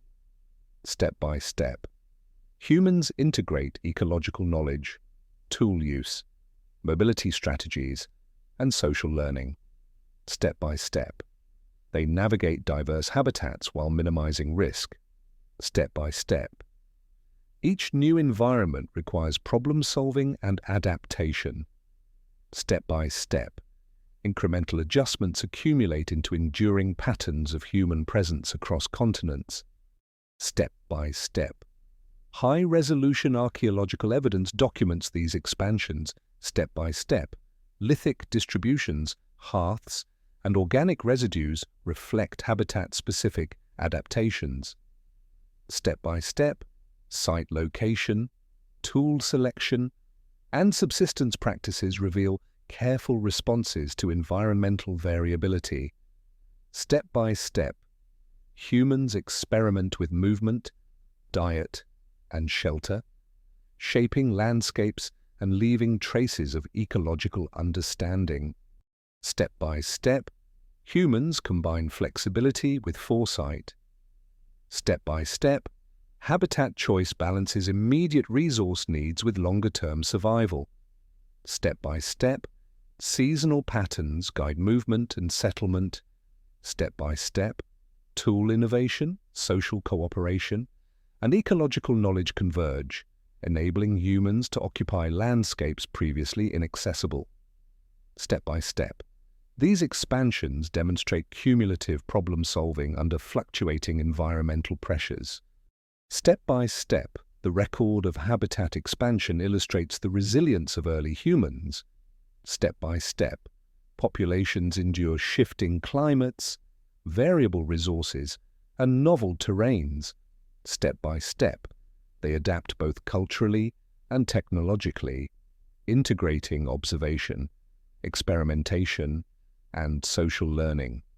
Step by step, humans expand into new ecological zones, leaving evidence of innovation, planning, and ecological knowledge that spans millennia. Step by step, expansion is not simply movement, it is an iterative process of adaptation, observation, and cumulative learning. Step by step, humans transform their relationship with landscapes. Step by step, mobility, tool use, subsistence, and social structures coalesce into strategies suitable for diverse habitats. Step by step, incremental innovation and ecological awareness ensure persistence. Step by step, each new habitat tested and mastered leaves traces in the archaeological record, forming a network of evidence across space and time. Step by step, expansion into new habitats illustrates both the challenges and achievements of human adaptation on a planetary scale. Far away, the world enters cycles of extreme cold. Glaciers advance across continents, ice sheets thicken over northern plains. Step by step, temperatures drop and vegetation retreats. Tundra replaces forests. Permafrost grips valleys. Human populations face environments that demand both ingenuity and endurance. Survival during extreme cold is a delicate balance of mobility, technology, and ecological knowledge. Step by step, humans track the changing landscape. Snow and ice reshape rivers, lakes, and coastlines. Step by step, animals adapt, migrate, or disappear. Step by step, humans adjust hunting strategies, seasonal movement, and settlement locations. Step by step, shelters and fire become essential for maintaining body heat and protection from wind. Step by step, survival depends on anticipating climatic conditions, understanding microhabitats, and making choices with long-term consequences. Step by step, clothing and insulation emerge as crucial adaptations. Step by step, early humans experiment with animal skins, furs, and layering techniques. Step by step, evidence shows tailored garments, sometimes sewn with bone needles and sinew threads. Some lesser-known finds include perforated hide fragments, suggesting complex fastening systems. Step by step, thermal regulation is achieved not only through material choice but also through layering and coverage of extremities. Step by step, innovation in clothing is incremental, responding directly to environmental pressures. Step by step, fire management is central. Step by step, hearths appear in deep shelters, caves, and wind-protected terraces. Step by step, fire provides warmth, cooking, and light. Step by step, humans learn to maintain fire across seasons, even during periods when dry wood is scarce. Step by step, techniques such as windbreak placement, stone lining, and fuel stacking reveal nuanced understanding of thermal efficiency. Some unresolved questions concern whether fire was transported between sites or maintained continuously over extended periods. Step by step, diet shifts to accommodate resource scarcity. Step by step, megafauna, small mammals, and migratory birds form staple foods. Step by step, humans utilize fat-rich portions of animals to meet caloric demands in cold conditions. Step by step, foraged plants, roots, and nuts supplement protein intake. Step by step, specialized processing techniques, including roasting, drying, and storage, extend food longevity. Lesser-known evidence includes caching of fish in ice pits or beneath snow, indicating foresight and knowledge of preservation.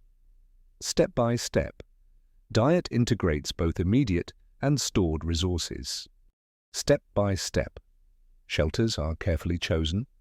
Step by step, caves, rock overhangs, and insulated dugouts provide protection. Step by step, site selection balances proximity to food sources, water, and shelter quality. Step by step, wind orientation and sun exposure influence comfort and survival probability. Step by step, structures evolve, with evidence of stone and organic reinforcement. Step by step, incremental improvements reflect experience and environmental feedback rather than dramatic invention.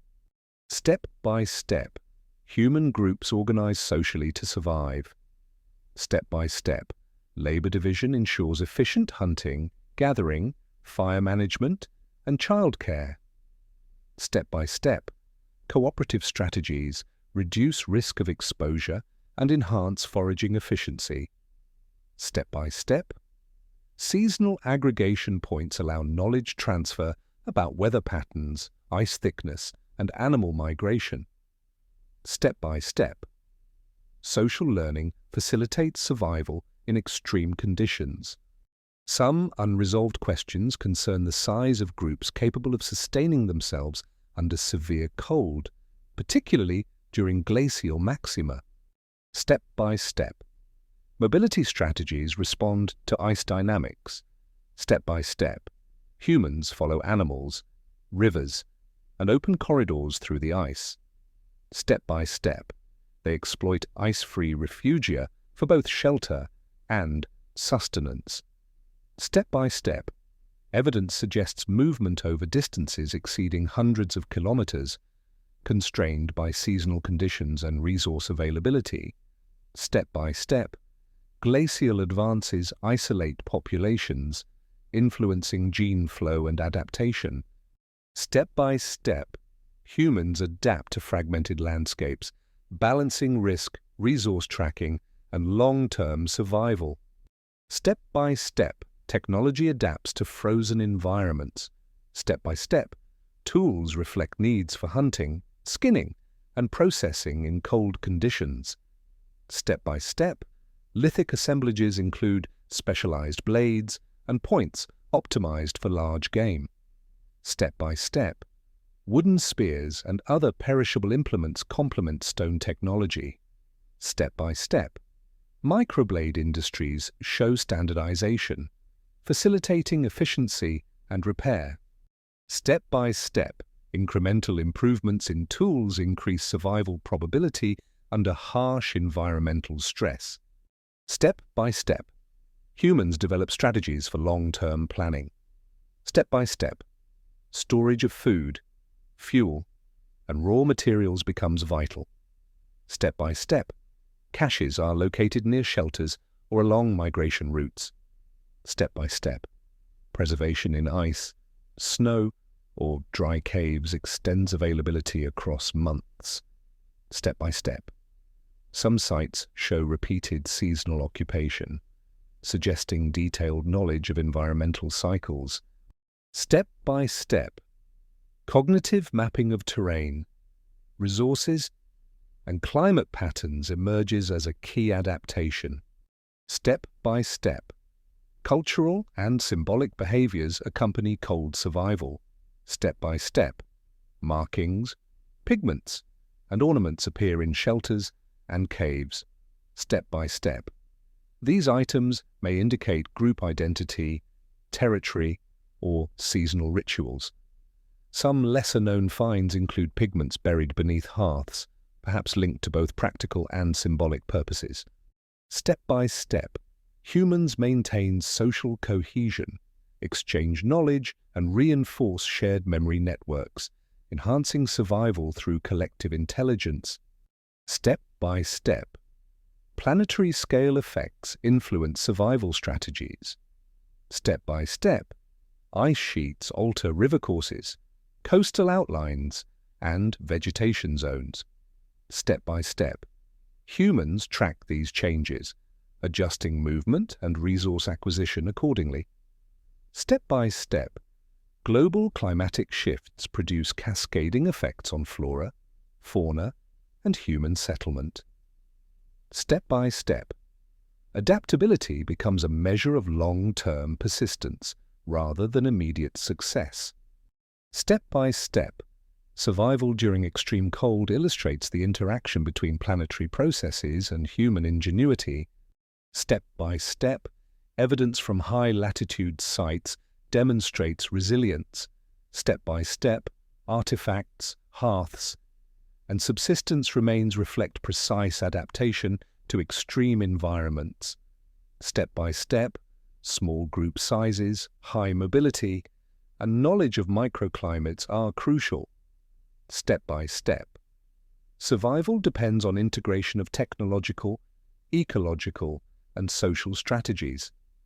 Step by step, cumulative experience allows humans to occupy Ice Age landscapes while mitigating exposure risks. Step by step, humans achieve ecological mastery incrementally, leaving evidence across frozen landscapes. Step by step, survival during extreme cold shapes genetic and cultural evolution.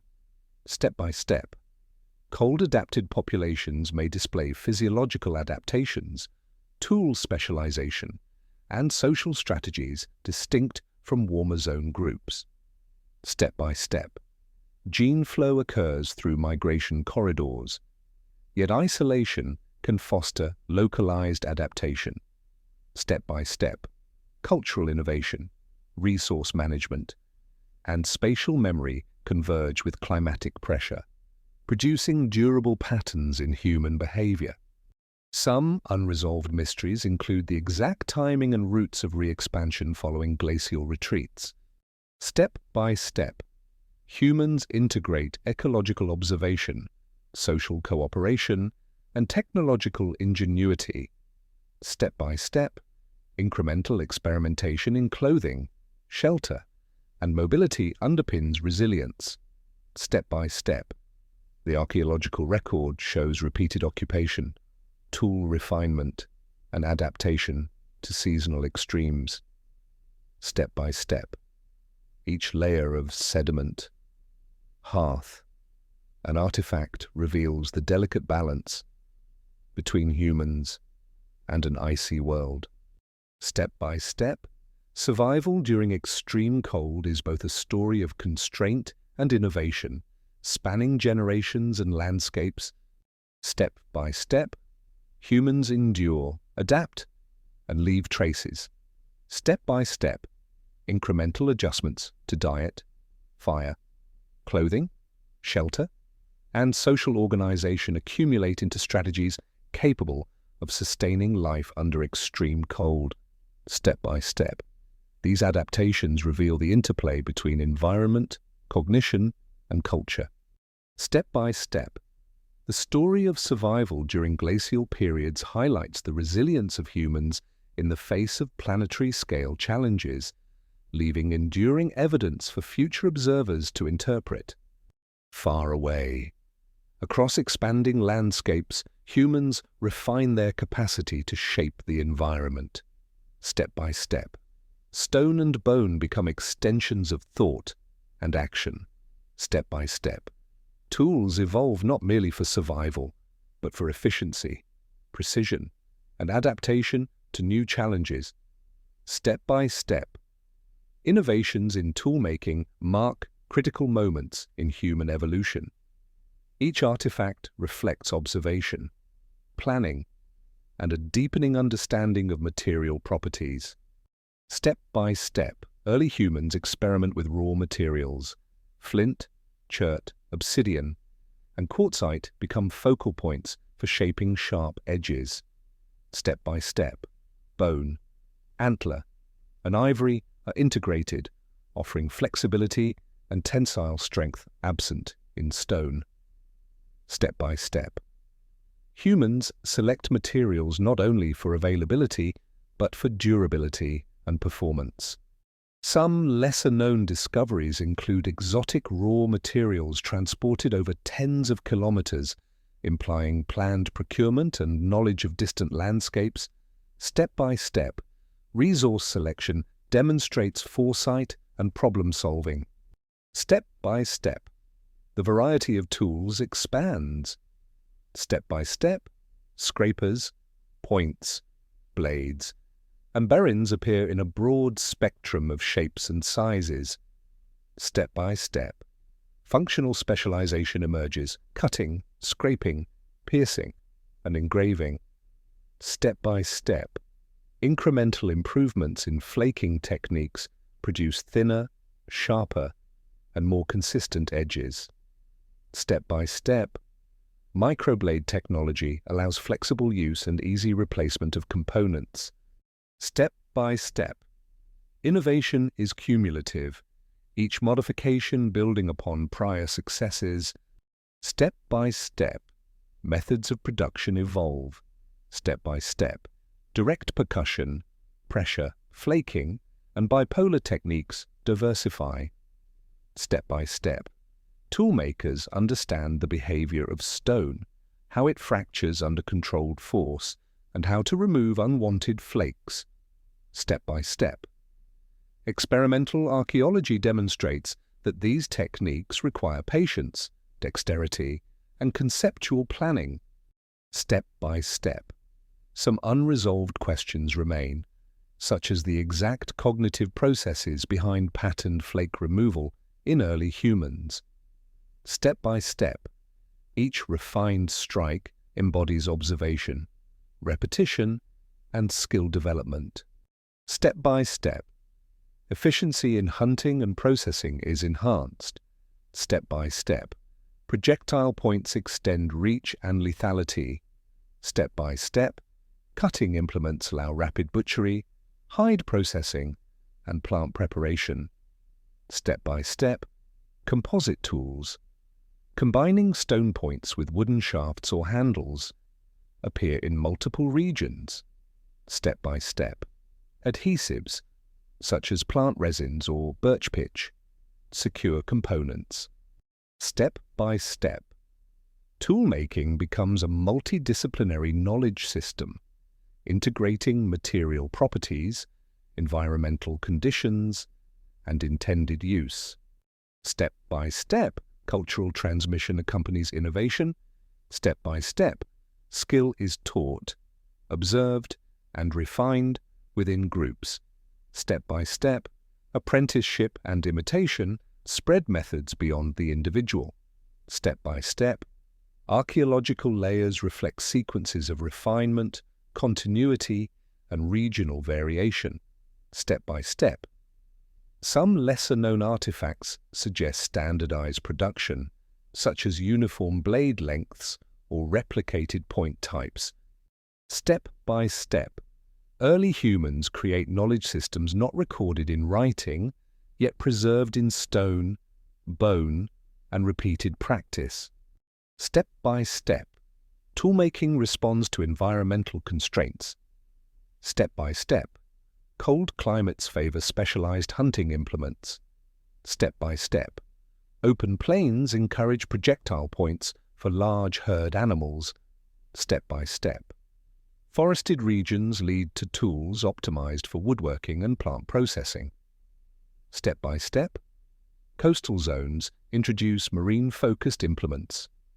Step by step, regional variation highlights adaptive problem-solving. Step by step, some mysteries endure regarding the speed and pathways of technological diffusion across continents.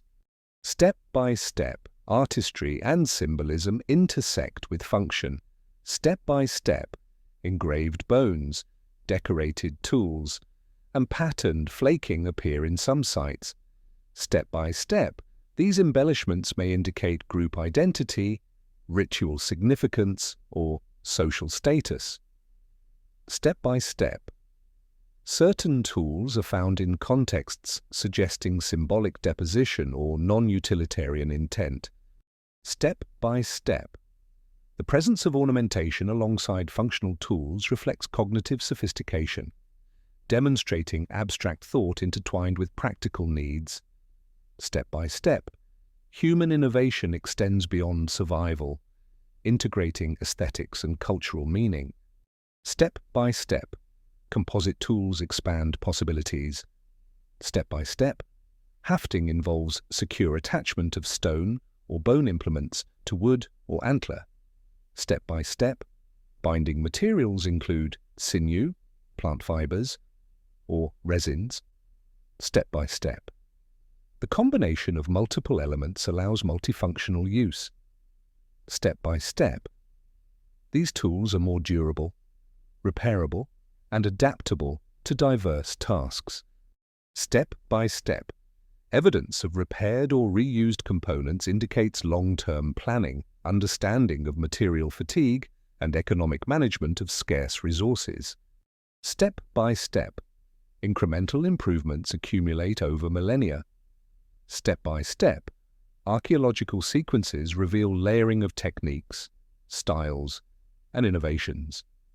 Step by step, long-term continuity demonstrates learning across generations.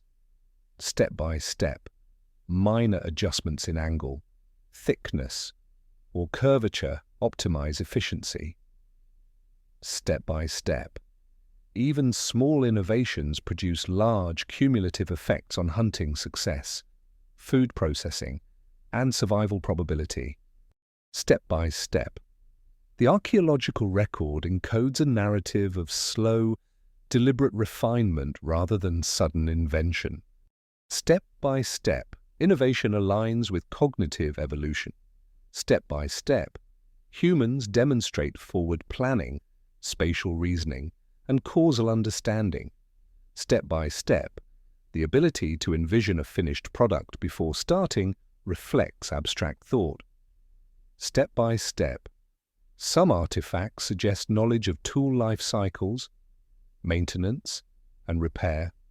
Step by step, humans adapt mental models to complex tasks, integrating observation, prediction, and feedback. Step by step, toolmaking acts as both a practical skill and a reflection of cognitive depth. Step by step, mobility and trade influence tool distribution. Step by step, raw materials are transported, shared, and exchanged between groups. Step by step, evidence shows long-distance movement of high-quality stone, sometimes exceeding hundreds of kilometers. Step by step, tools and components travel faster than populations, reflecting social networks and intergroup communication. Step by step, planetary-scale landscapes, rivers, and coastlines shape exchange routes. Step by step, diffusion of innovation occurs both locally and across broad geographic regions. Step by step, specialization emerges in some populations. Step by step, certain groups focus on blade production, projectile manufacturing, or woodworking. Step by step, workshops or dedicated production zones appear in archaeological contexts. Step by step, some sites suggest task partitioning, with individuals responsible for specific aspects of production. Step by step, efficiency, skill accumulation, and knowledge sharing converge, increasing overall survival and technological competence. Step by step, specialized production reflects both social organization and environmental adaptation. Step by step, innovations in tool-making influence other domains. Step by step, hunting, food processing, clothing, shelter, and art are all intertwined with technological progress. Step by step, improvements in one domain reinforce efficiency in others. Step by step, cumulative knowledge creates feedback loops, allowing humans to occupy new environments and overcome challenges. Step by step, some unresolved mysteries persist, including the origin of standardized blade forms and the timing of certain technological leaps. Step by step, every tool reflects both material mastery and a broader understanding of the world. Step by step, humans integrate observation, skill, and social learning. Step by step, incremental innovation transforms survival into a process of continuous improvement. Step by step, each artifact embodies material knowledge, environmental adaptation, and cultural transmission. Step by step, sequences of refinement trace the evolution of thought, hand, and mind. Step by step. Innovation in toolmaking demonstrates the capacity of humans to shape both their immediate environment and their long-term destiny, leaving evidence for future observers to trace. Step by step, each flake, each sharpened edge, each hafted implement tells a story of human ingenuity. Step by step, incremental, deliberate, patient, human evolution unfolds in stone and bone. Step by step, innovation and adaptation advance together, leaving a material record that spans millennia. Step by step, each tool reflects survival, planning, social learning, and the interplay between humans and a changing world. Step by step, humans leave familiar landscapes behind. Step by step, they move into territories previously uninhabited by their species. Step by step, they encounter forests, grasslands, deserts, and mountain ranges that challenge prior knowledge and experience. Step by step. Movement is gradual, often following rivers, coastlines, or animal migration routes. Step by step. Each journey tests endurance, resourcefulness, and observation. Step by step. These expansions are not random. They reflect awareness of seasonal patterns, water sources, and the distribution of prey and edible plants. Far away, in northern latitudes, ice sheets and permafrost define the limits of occupation. Step by step, humans adapt to colder temperatures with clothing, shelters, and controlled fire use. Step by step, they transport useful raw materials with them, including high-quality stone, bone, and antler for tools. Step by step. Long-distance movements sometimes exceed hundreds or even thousands of kilometers, longer than from Paris to Moscow. Step by step, evidence of such migrations appears in scattered sites, showing continuity in technological tradition. Some lesser-known finds include stone cores or flakes transported over distances, suggesting planned movement rather than opportunistic collection.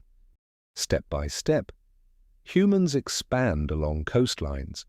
Step by step, rich marine resources, fish, shellfish, and marine mammals provide reliable calories. Step by step, early coastal settlements often leave sparse traces, yet shell middens, fish hooks, and harpoons indicate prolonged occupation. Step by step, some archaeological sites suggest early humans understood tidal rhythms and seasonal movements of fish and mollusks. Step by step, these coastal expansions demonstrate adaptability and resource diversification. Step by step, unresolved questions remain about whether certain crossings to islands were intentional voyages or accidental drift. Step by step, humans cross deserts and arid plains. Step by step, water scarcity shapes travel routes and timing. Step by step, mobile groups may follow ephemeral rivers or oases. Step by step, some sites preserve small caches of stone or bone tools, suggesting strategic planning for return trips or temporary settlements.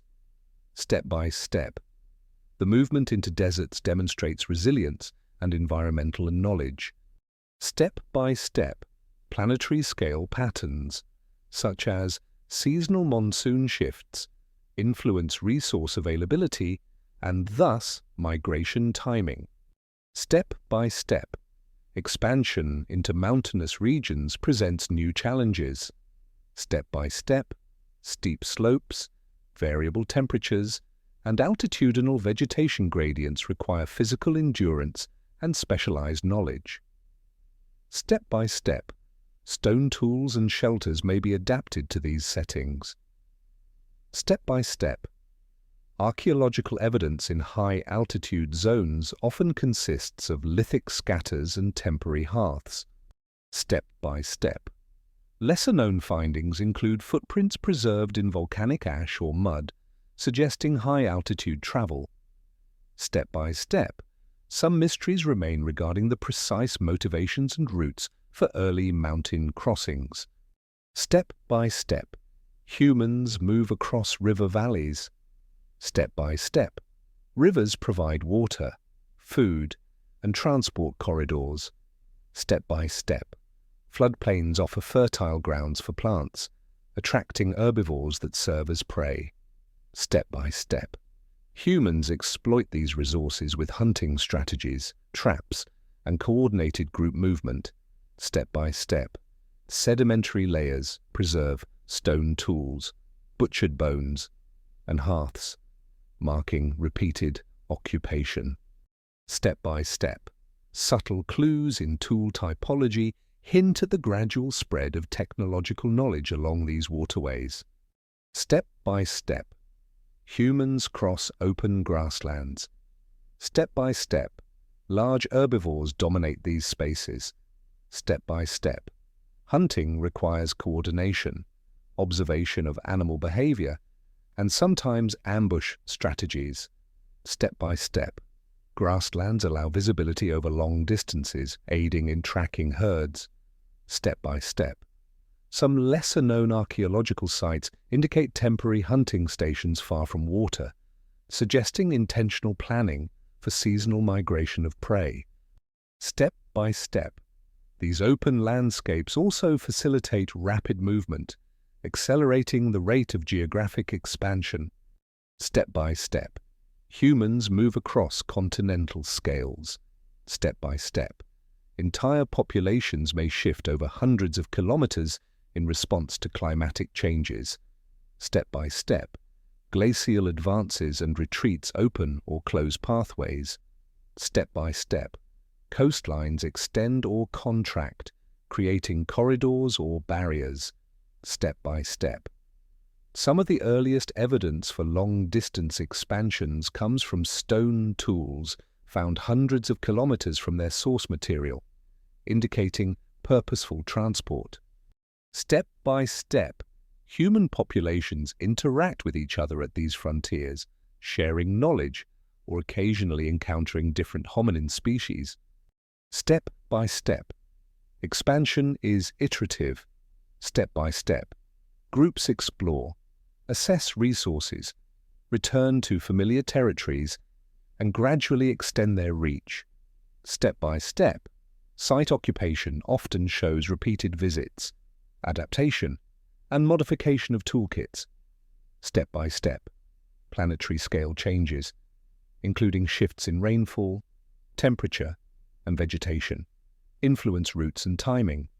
Step by step, some unresolved scientific questions remain, such as the exact pace of expansion and the role of social networks in facilitating movement.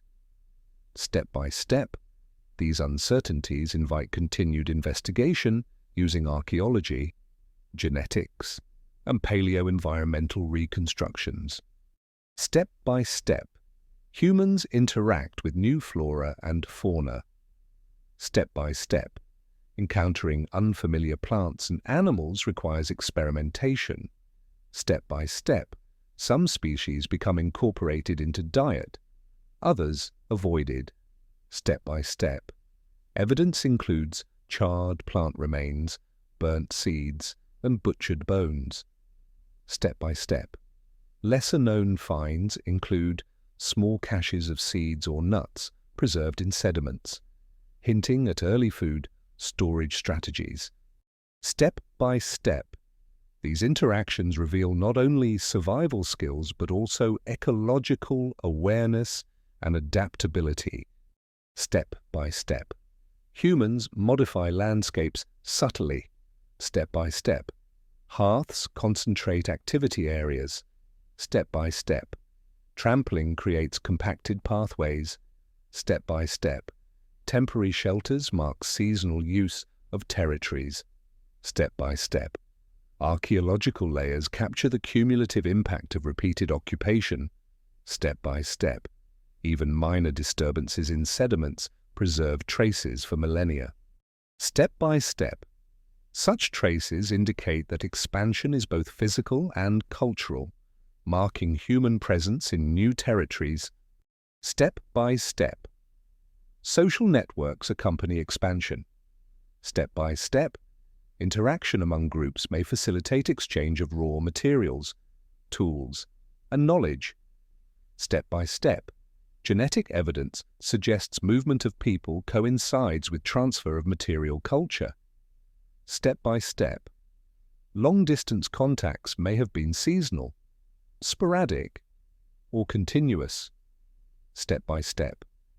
Some unresolved mysteries include the nature and frequency of intergroup encounters. Step by step, planetary-scale observations, such as climate-driven migration corridors, shape these interactions. Step by step. Expansion involves calculated risk. Step by step, crossing rivers, deserts, or unfamiliar forests exposes humans to hazards. Step by step. Adaptive strategies include scouting, reconnaissance, and group cohesion. Step by step. Some lesser-known evidence indicates repeated trial and error in site selection. Step by step. The success of expansion depends on cumulative knowledge and ability to respond to unpredictable environmental events. Step by step. Humans demonstrate resilience, flexibility, and foresight at every frontier. Step by step, expansion into new territories reshapes populations. Step by step, isolation and connectivity influence genetic diversity. Step by step, localized adaptations emerge, including tool variation, dietary specialization, and social practices. Step by step. Some archaeological sequences reveal continuity of innovation alongside regional differentiation. Step by step, these expansions leave traces not only in stone, bone, and sediment, but also in the genomes of future generations. Step by step, each territory contributes to a broader mosaic of human evolution and dispersal. Step by step, each movement reflects awareness of opportunity and limitation. Step by step, incremental adaptation enables survival in increasingly diverse landscapes. Step by step, humans occupy deserts, mountains, forests, and coasts. Step by step, mobility is guided by knowledge of resources, climate, and terrain. Step by step, the record of expansion, preserved in artifacts and sediments, illustrates the interplay of cognition, environment, and survival. Step by step, planetary-scale forces shape trajectories, yet humans respond creatively, extending their presence into new corners of the Earth.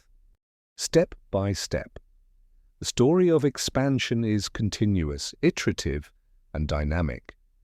Step by step, humans leave familiar ground behind, encounter challenges, adapt, and establish footholds. Step by step, evidence in tools, shelters, and traces in sediments encodes these journeys. Step by step, some mysteries endure, such as precise routes, motives, and timing. Step by step, the process reflects deliberate observation, skill, and cultural knowledge integrated with environmental constraints. Step by step, expansion into new territories marks a fundamental aspect of human resilience, curiosity, and adaptability. Far away, vast landscapes are transformed by ice. Step by step, glaciers advance, covering plains and valleys. Step by step, rivers are rerouted, lakes expand, and coastlines shift dramatically. Step by step, temperatures drop, winds intensify, and snowfall becomes a persistent challenge. Step by step, humans living at higher latitudes face cold that reaches deep into bones, demanding both physical and behavioral adaptation. Step by step, shelters, clothing, and fire become indispensable tools for survival. Step by step, movement slows, yet mobility remains critical for hunting, gathering, and exploration. Step by step, glacial cycles fluctuate over tens of thousands of years. Step by step, ice sheets advance during stadials and retreat during interstadials. Step by step, these fluctuations influence vegetation, animal distribution, and human settlement patterns. Step by step, forests shrink while steppe tundra expands. Step by step, megafauna, such as mammoths and reindeer, migrate according to plant availability. Step by step, humans follow these herds, often traveling long distances across snowbound plains. Step by step, some lesser-known sites show repeated occupation of caves or rock shelters during glacial maxima, preserving hearths, tools, and bones in layered sediments. Step by step, the cold demands innovation. Step by step, humans develop tailored clothing, possibly sewn from multiple layers of animal skins. Step by step, footwear insulates feet from frost, while shelters protect against wind and snow. Step by step, fire is controlled with precision, from hearth placement to fuel selection. Step by step, tools are designed for hunting large animals in open, exposed environments. Step by step, evidence includes bone needles, scraper sets, and specialized projectile points. Step by step, some mysteries remain, such as the exact techniques used to waterproof garments or maintain warmth during prolonged exposure. Step by step, the challenge extends to food procurement. Step by step, plant resources become scarce in cold periods. Step by step, humans rely more heavily on animal protein and fat. Step by step, hunting large herbivores requires coordination, knowledge of behavior, and anticipation of seasonal migration. Step by step, some sites show evidence of stored or cached food, including bones with cut marks suggesting meat removal for later consumption. Step by step, planetary-scale forces such as glacial advance and retreat dictate availability of prey and safe foraging areas. Step by step, these patterns influence group mobility, settlement location, and social interaction. Step by step, humans encounter ice-bound rivers, frozen lakes, and snow-covered valleys. Step by step, movement across these landscapes is challenging yet navigable. Step by step, tracks preserved in frozen sediments or compacted snow provide evidence of travel and group cohesion. Step by step, some lesser-known archaeological footprints suggest families and larger bands move together, perhaps alternating leadership, scouting, and load distribution.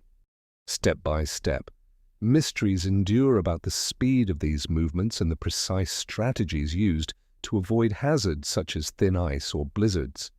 Step by step, humans innovate tools for cold environments. Step by step, spear throwers, knives, and scrapers are carefully shaped and maintained. Step by step, bone, antler, and ivory are crafted into points, awls, and ornaments. Step by step, evidence from some sites suggests a division of labor, where tool production occurs in secure shelters while hunting parties remain mobile. Step by step, these adaptations demonstrate both technical skill and foresight. Step by step, planetary-scale glacial pressures drive repeated innovations over thousands of years as humans respond to shifting opportunities and constraints. Step by step, interactions with megafauna become more complex. Step by step, large herbivores provide food, hides, and raw material for tools. Step by step, some sites preserve signs of collaborative hunting, including ambush pits, drive lines, or coordinated approaches. Step by step. Humans must anticipate animal behavior across ice and snow, considering migration routes, seasonal vulnerability, and herd composition. Step by step. Lesser-known evidence includes burnt bones and bones arranged in patterns, suggesting repeated occupation or ritualized behaviors associated with hunting success. Step by step. Unresolved questions remain regarding the extent of planning versus opportunistic hunting in glacial landscapes. Step by step. Shelter choices are critical. Step by step. Caves, rock overhangs, and temporary huts are preferred during harsh winters. Step by step. Hearth placement and wind protection indicate strategic thinking. Step by step. Some hearths show multiple layers of ash and charcoal, reflecting continuous use over decades. Step by step. Organic preservation in cold, dry, or protected settings allows archaeologists to reconstruct diet, tool use, and even social patterns. Step by step. Planetary-scale ice coverage limits site availability, concentrating populations and fostering cultural exchange or competition. Step by step. Mysteries persist regarding how knowledge about these shelters was transmitted across generations. Step by step. Mobility is guided by environmental observation. Step by step, snow depth, frozen river surfaces, and wind exposure influence travel decisions. Step by step. Humans track prey, water availability, and plant remnants. Step by step. Evidence from pollen, phytoliths, and faunal remains reconstructs vegetation patterns, revealing corridors of movement. Step by step. Some lesser-known finds show temporary use of ice-free refugia, small pockets of vegetation and water that sustain both humans and animals during glacial maxima. Step by step. Unresolved questions include the size, location, and ecological dynamics of these refugia. Step by step. Humans develop survival strategies for prolonged cold. Step by step, clothing, shelters, fire, and diet intersect with group cooperation.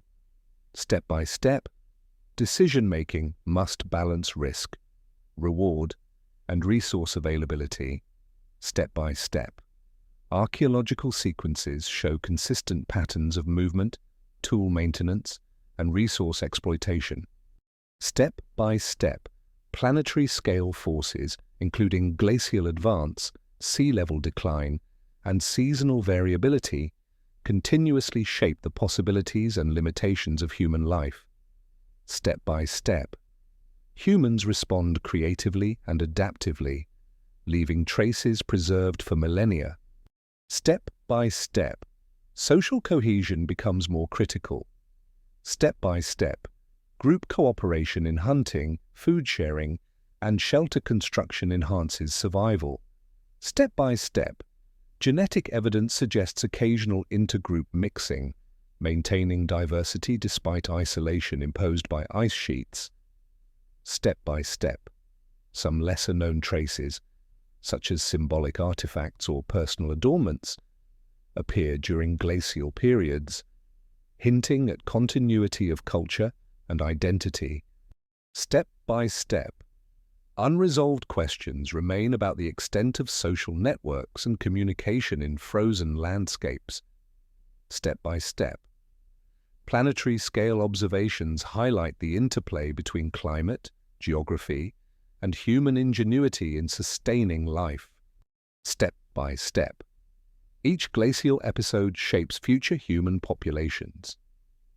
Step by step, selective pressures favor individuals capable of thermoregulation, cooperation, and flexible subsistence strategies. Step by step, Archaeological and genetic evidence captures the cumulative effects of these pressures. Step by step, human dispersal patterns, technological innovations, and social adaptations all bear the imprint of Ice Age challenges. Step by step, some mysteries remain, including the exact timing and sequence of population contractions and expansions. Step by step, the story of survival, persistence, and adaptation continues to unfold in the fossil and sediment record. Step by step, confronting Ice Age challenges reveals resilience, innovation, and observation. Step by step, humans negotiate frozen landscapes, follow prey, adapt tools, and maintain social cohesion. Step by step, lesser-known archaeological finds preserve the details of daily survival. Step by step, unresolved questions remain about timing, planning, and ecological knowledge. Step by step, planetary-scale glacial shifts dictate opportunity and risk. Step by step, human responses demonstrate adaptability, foresight, and endurance. Step by step, confronting ice, cold, and scarcity becomes a defining chapter in the broader story of human evolution. Far away, the oceans slowly rise and fall. Step by step, coastlines transform, reshaping bays, estuaries, and river mouths. Step by step, sandy beaches give way to marshes, rocky cliffs, or tidal flats. Step by step, humans observe these changes, tracking both water levels and the movements of fish, shellfish, and waterfowl. Step by step, some of the earliest evidence shows humans settling near estuaries, where fresh water meets the sea, exploiting a diversity of resources. Step by step, shell middens accumulate over centuries, indicating repeated occupation and sustained foraging. Step by step, lesser-known sites, located hundreds of kilometers from modern coastlines, reveal that ancient shorelines extended farther seaward during glacial periods. Step by step, as glaciers lock the oceans, coastlines stretch outward, exposing continental shelves. Step by step, human groups move along these newly exposed plains, following herds, collecting shellfish, and exploring freshwater sources. Step by step, submerged landscapes today hint at complex migration routes, now hidden beneath rising seas.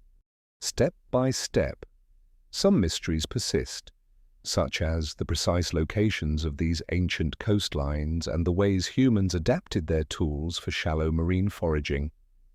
Step by step, the interplay of sea level, sediment deposition, and tidal dynamics shapes habitats, creating opportunities and constraints for early coastal communities. Step by step, humans exploit the sea in multiple ways. Step by step, fish are caught with hooks, nets, or traps, evidence preserved in bone, shell, or impressions in sediment. Step by step, shellfish and crustaceans are collected at low tide, often requiring knowledge of seasonal cycles, tidal rhythms, and safe harvesting methods. Step by step, some sites suggest long-term accumulation of edible marine resources, revealing patterns of repeated occupation over decades or centuries. Step by step, planetary-scale sea level changes influence both the availability and reliability of these resources. Step by step, even small shifts in sea level can expand or contract accessible tidal flats, affecting settlement patterns and foraging strategies. Step by step, shelters near the coast are chosen carefully. Step by step, caves, rock shelters, and low-lying dunes provide protection from wind, storms, and occasional flooding.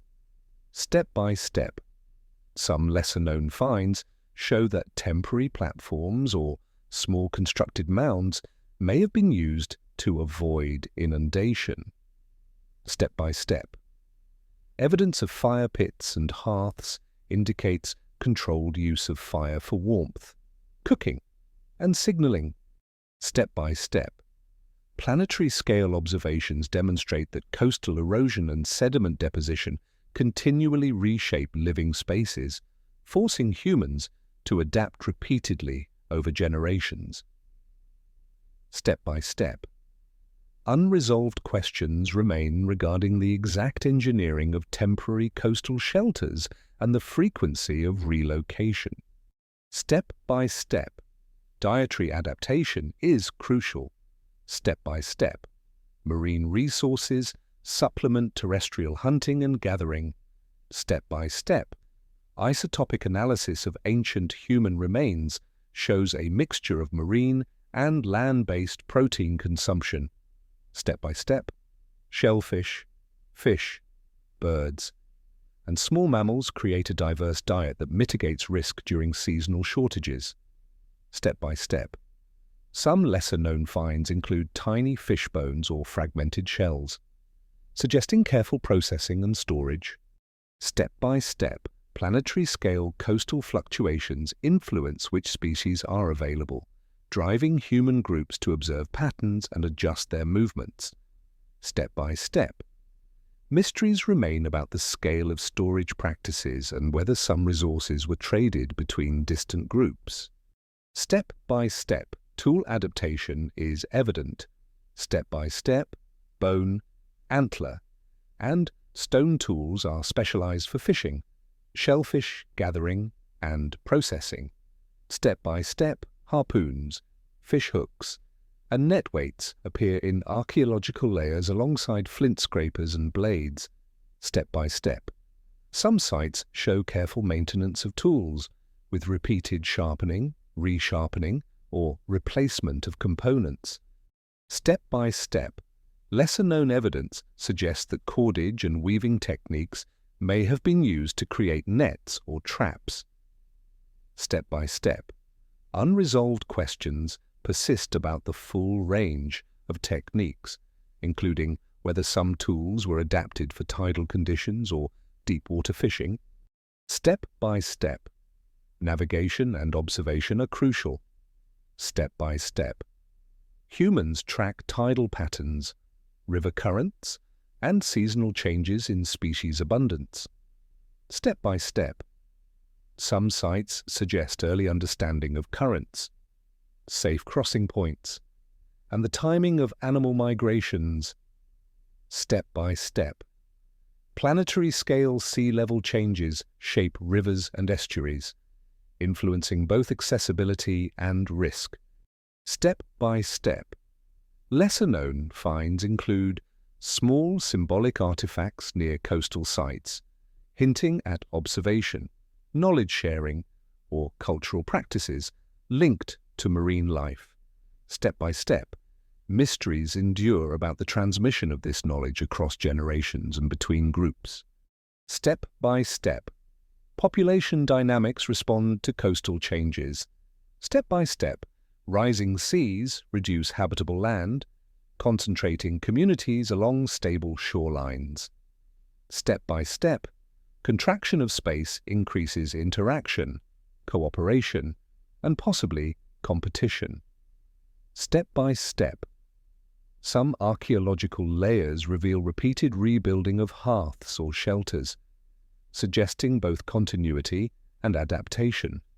Step by step, planetary-scale observations show that sea level rise and fall over millennia directly influence human dispersal, encouraging exploration or relocation.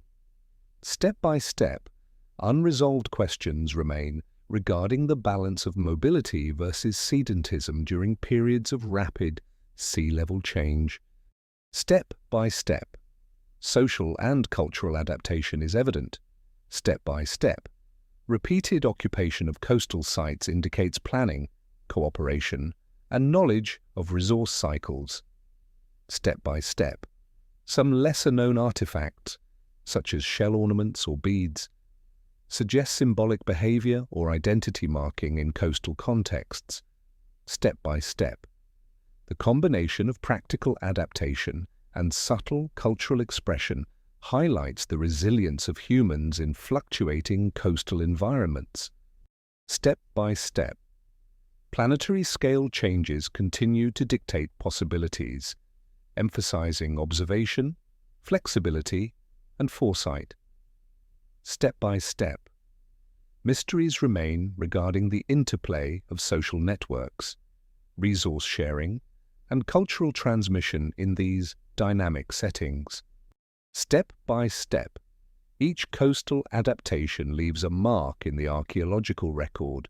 Step by step, shell middens, tool assemblages, and hearths provide insight into human resilience, innovation, and ecological knowledge. Step by step, lesser-known evidence shows that early humans may have shifted settlement locations in direct response to small but significant changes in tidal patterns or sediment deposition. Step by step, unresolved questions persist about the timing, frequency, and reasoning behind these movements. Step by step, planetary-scale observations remind us that coastal change is a powerful driver of human evolution, shaping mobility, diet, tools, and social structures.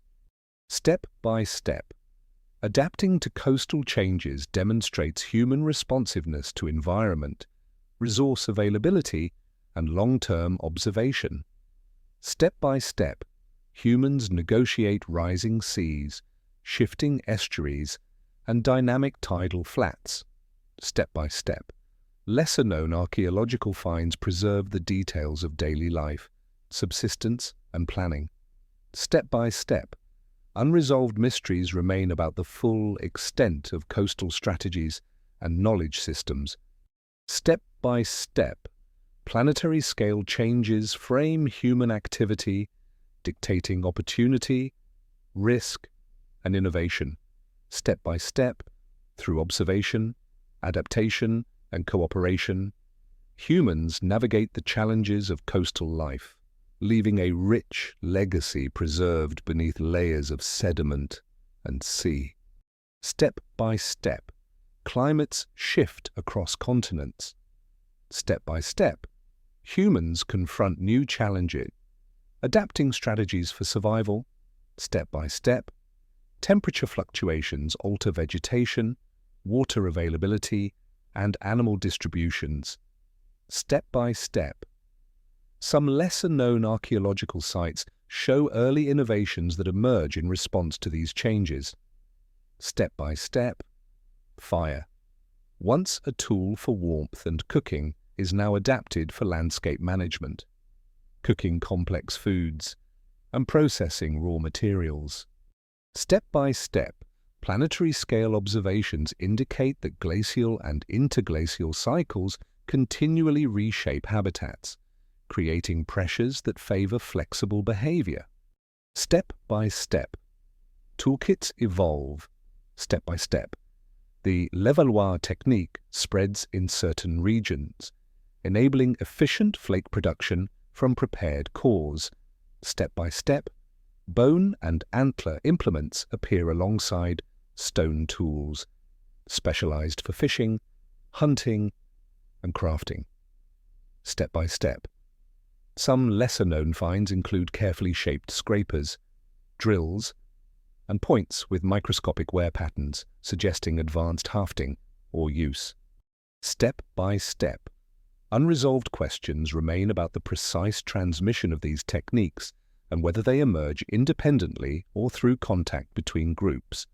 Step by step, planetary-scale changes encourage experimentation, as resource scarcity or abundance drives technological innovation. Step by step, clothing and shelters adapt. Step by step, colder periods prompt the development of tailored hides, sewn garments, and layered clothing. Step by step, evidence from bone needles and awls suggests precision stitching, possibly using sinew or plant fibers.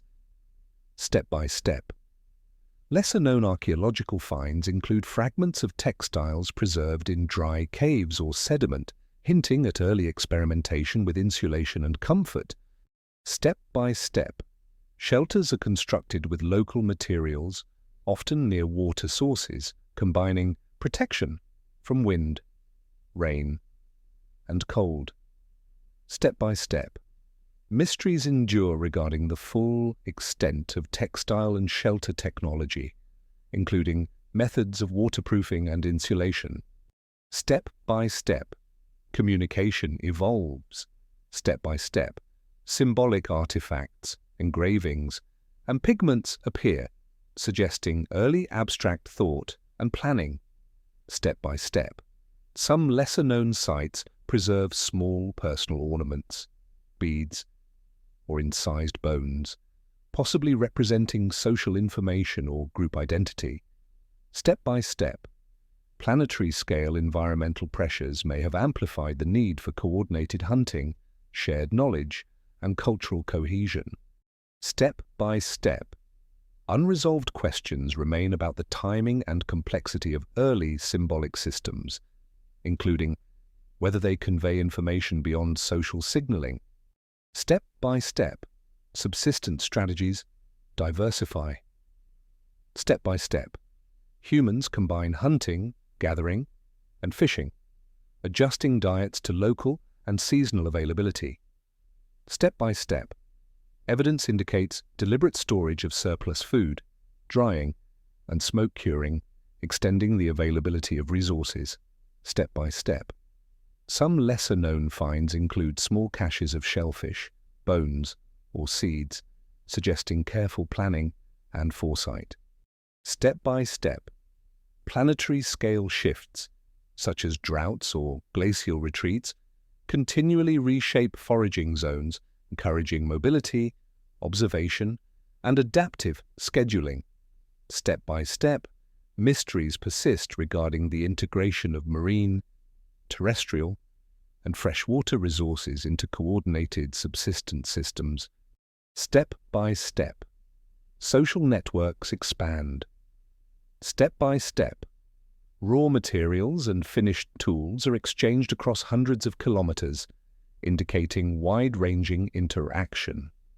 Step by step, some lesser-known evidence shows transport of exotic stones, pigments, and shells, demonstrating both mobility and long-term planning. Step by step, planetary-scale changes in habitat and resource distribution influence the connectivity of groups, sometimes concentrating populations along resource-rich corridors. Step by step, unresolved questions remain about the social mechanisms that facilitated such exchanges, including the role of kinship, trade, or alliances. Step by step, cognitive capacity grows. Step by step, innovation reflects observation, experimentation, and problem-solving. Step by step, humans plan hunting strategies, predict seasonal patterns, and develop tools that anticipate environmental challenges. Step by step, lesser-known artifacts preserve traces of deliberate design, repair, and reuse, suggesting both patience and foresight.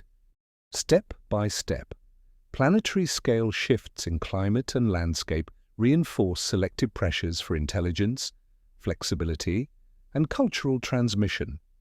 Step by step, mysteries endure regarding the precise cognitive processes that underlie technological, symbolic, and social innovations. Step by step, energy use transforms daily life.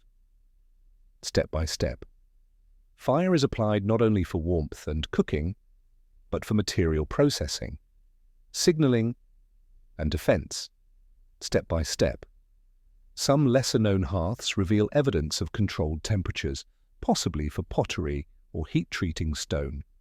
Step by step, planetary-scale observations highlight how fuel availability and environmental conditions shape patterns of fire use and maintenance.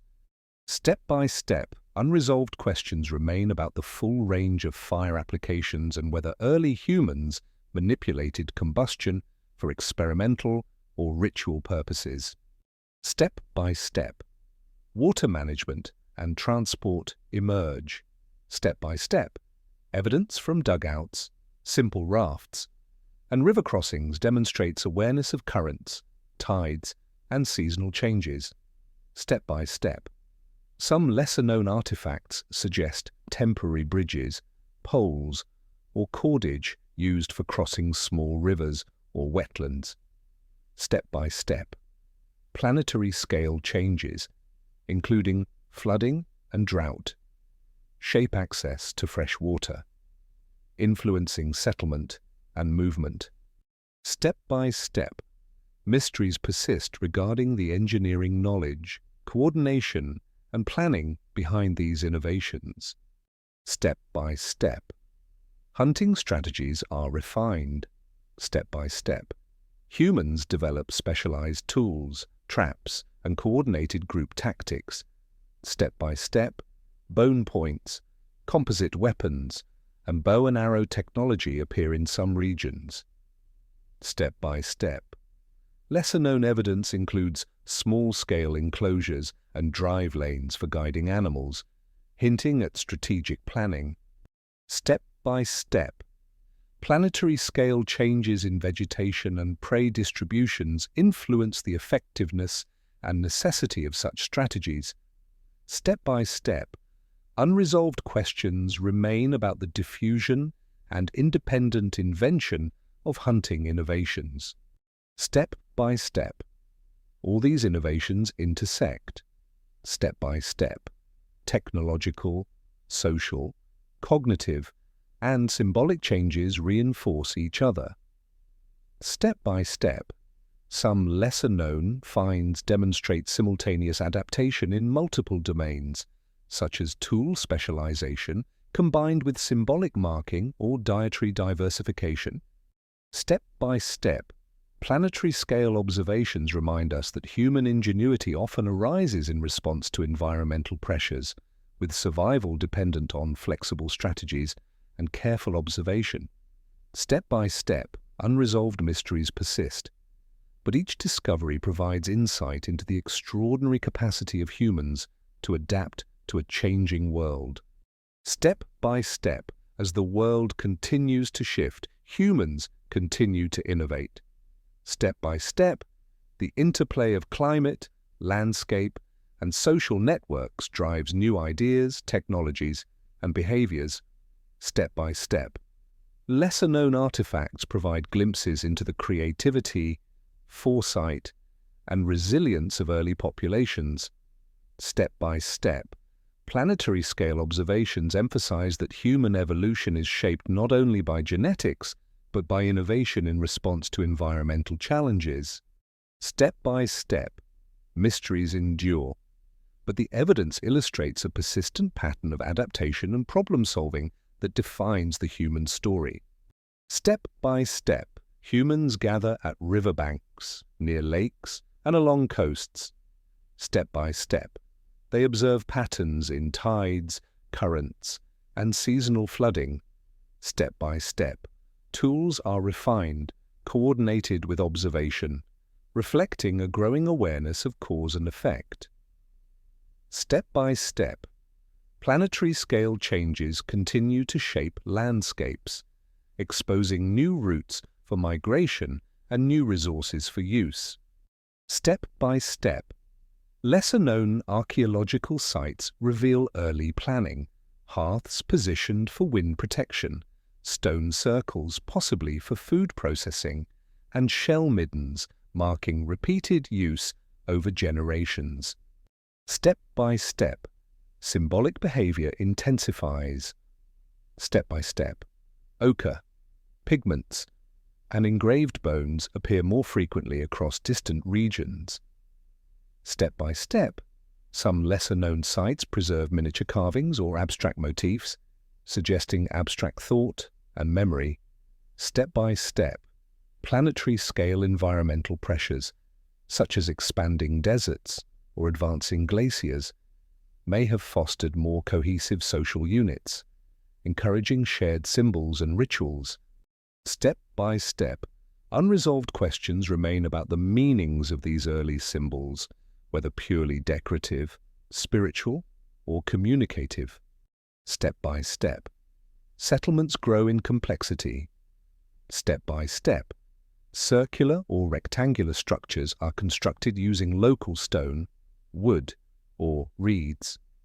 Step by step, some lesser-known settlements show evidence of planned layouts, storage pits, and activity zones. Step by step, planetary-scale observations indicate that seasonal variability, resource density, and mobility influenced whether groups remained in one location or moved periodically. Step by step, mysteries endure regarding the degree of permanence and the decision-making processes that guided settlement patterns. Step by step, food management evolves. Step by step, early humans experiment with storage, fermentation, and controlled drying. Step by step, some lesser-known findings include early granaries or caches of fish and shellfish, demonstrating foresight and planning. Step by step, planetary-scale climate shifts, including cold snaps and droughts, shape strategies for preservation and distribution. Step by step, unresolved questions linger on how widely these techniques spread and whether they influenced social hierarchy or group cohesion. Step by step, trade networks expand. Step by step, stone, bone, shells, and pigments are transported across hundreds of kilometers. Step by step, some lesser-known examples suggest that certain materials were valued for rarity, color, or symbolic meaning. Step by step, planetary-scale environmental changes create corridors of habitability, concentrating populations along rivers, coasts, and oases. Step by step, mysteries remain regarding the mechanisms of long-distance exchange and the role of early negotiation, reciprocity, or social obligation. Step by step, tools become more specialized. Step by step, projectile points, fishing gear, and cutting implements demonstrate refined craftsmanship. Step by step, some lesser-known artifacts show evidence of resharpening, composite construction, or multi-tool use. Step by step, planetary-scale observations reveal that changing prey distributions, forest cover, and ice limits influence tool design and utility. Step by step, unresolved questions remain about how knowledge of these techniques was transmitted across generations and regions. Step by step, social organization grows more intricate. Step by step, cooperative hunting, child rearing, and resource sharing become increasingly necessary. Step by step, some lesser-known evidence suggests small, possibly age or gender-specific task groups, hinting at structured labor divisions. Step by step, planetary-scale environmental changes, such as seasonal drought or advancing glaciers, shape mobility patterns and interactions between groups. Step by step, mysteries persist about how social rules, norms, or leadership structures evolved alongside these pressures. Step by step, cognitive and communicative skills advance. Step by step, symbolic markings, personal adornments, and intentional modification of objects reflect memory, planning, and abstraction. Step by step, some lesser-known examples include paired beads, patterned incisions, and pigment sequences that may encode information or identity. Step by step, planetary-scale observations indicate that environmental unpredictability may have favored those capable of innovation, learning, and teaching. Step by step, unresolved questions remain about the origin of syntax, semantics, and whether early communication included proto-language or purely symbolic gestures. Step by step, ritual and cultural practice appear. Step by step, burial sites, offerings, and structured deposits of tools or ornaments emerge, step by step. Some lesser-known burials include isolated grave goods, ochre stains, or shells far from the sea. Step by step, planetary-scale pressures may have intensified group cohesion, encouraging ritualized behavior for memory, status, or survival. Step by step, mysteries remain about the exact significance of these early rituals, their variation across regions, and their influence on social identity. Step by step, innovation accelerates in response to environmental challenges. Step by step, multi-purpose tools, clothing variations, and novel shelters appear. Step by step, some lesser-known sites preserve evidence of early heat treatment of stone, composite implements, or sewn garments adapted for changing climates. Step by step, planetary-scale fluctuations in temperature, rainfall, and sea levels continuously redefine viable habitats, selecting for flexible strategies. Step by step, unresolved questions endure regarding how quickly innovations spread and whether they arose independently in isolated populations. Step by step, humans increasingly manipulate their surroundings.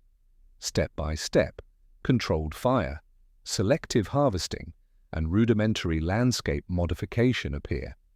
Step by step, some lesser-known evidence suggests clearing vegetation or creating temporary pathways, facilitating movement or hunting. Step by step, planetary-scale changes amplify the necessity for environmental knowledge, observation, and adaptive behavior.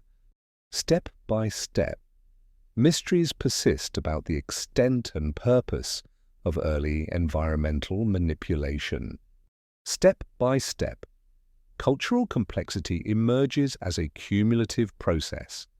Step by step, technological, social, symbolic, and cognitive developments intertwine. Step by step, some lesser-known sites demonstrate multiple innovations simultaneously, including tool specialization, symbolic artifacts, and organized settlement layouts. Step by step, planetary-scale observations show that environmental pressures consistently drive adaptation, selection, and cultural elaboration. Step by step, unresolved questions remain, but the overall pattern reveals an expanding capacity for foresight, planning, and cooperation. Step by step, as humans prepare to enter the Holocene, the dawn of agriculture, permanent settlements, and widespread trade lies ahead. Step by step, the evidence of this period illuminates the slow accumulation of knowledge, skills, and culture that forms the foundation of complex societies. Step by step, lesser-known discoveries provide windows into incremental problem-solving, experimental strategies, and adaptive thinking. Step by step, planetary-scale observations remind us that human ingenuity is inseparable from environmental context. Step by step, mysteries endure, yet the legacy of these early innovations continues to shape humanity today. Far away, the traces of early humans lie scattered across continents. Step by step, each stone tool, pigment mark, and hearth tells of adaptation and perseverance. Step by step, the landscapes shaped their choices, while their choices gradually shaped the landscapes. Step by step, rivers carved valleys, glaciers advanced and retreated, and coastlines shifted, silently guiding migrations and survival strategies. Step by step, we glimpse patterns of innovation and culture. Step by step, symbols emerge, settlements take form, and networks of exchange link distant groups. Step by step, yet much remains unknown. Step by step, some artifacts defy interpretation, some migrations leave no trace, and some behaviors remain mysteries. Step by step, the planetary scale forces, climate, sea level, vegetation, persistently influence human development, reminding us that evolution occurs within an intricate web of environmental constraints. Step by step, humanity's earliest experiments in technology, social organization, and symbolism endure. Step by step, they foreshadow complex societies, agriculture, and the modern world, even if the precise pathways remain uncertain. Step by step, we can reflect on the fragility and resilience inherent in these early lives, where small innovations could ripple across generations. Step by step, their legacies, encoded in stone, pigment, and bone, continue to inform the story of human adaptation. Step by step, the dawn of cultural complexity, the rhythms of climate, and the persistence of human curiosity converge in a silent testimony. Step by step, much is still unknown, yet much endures.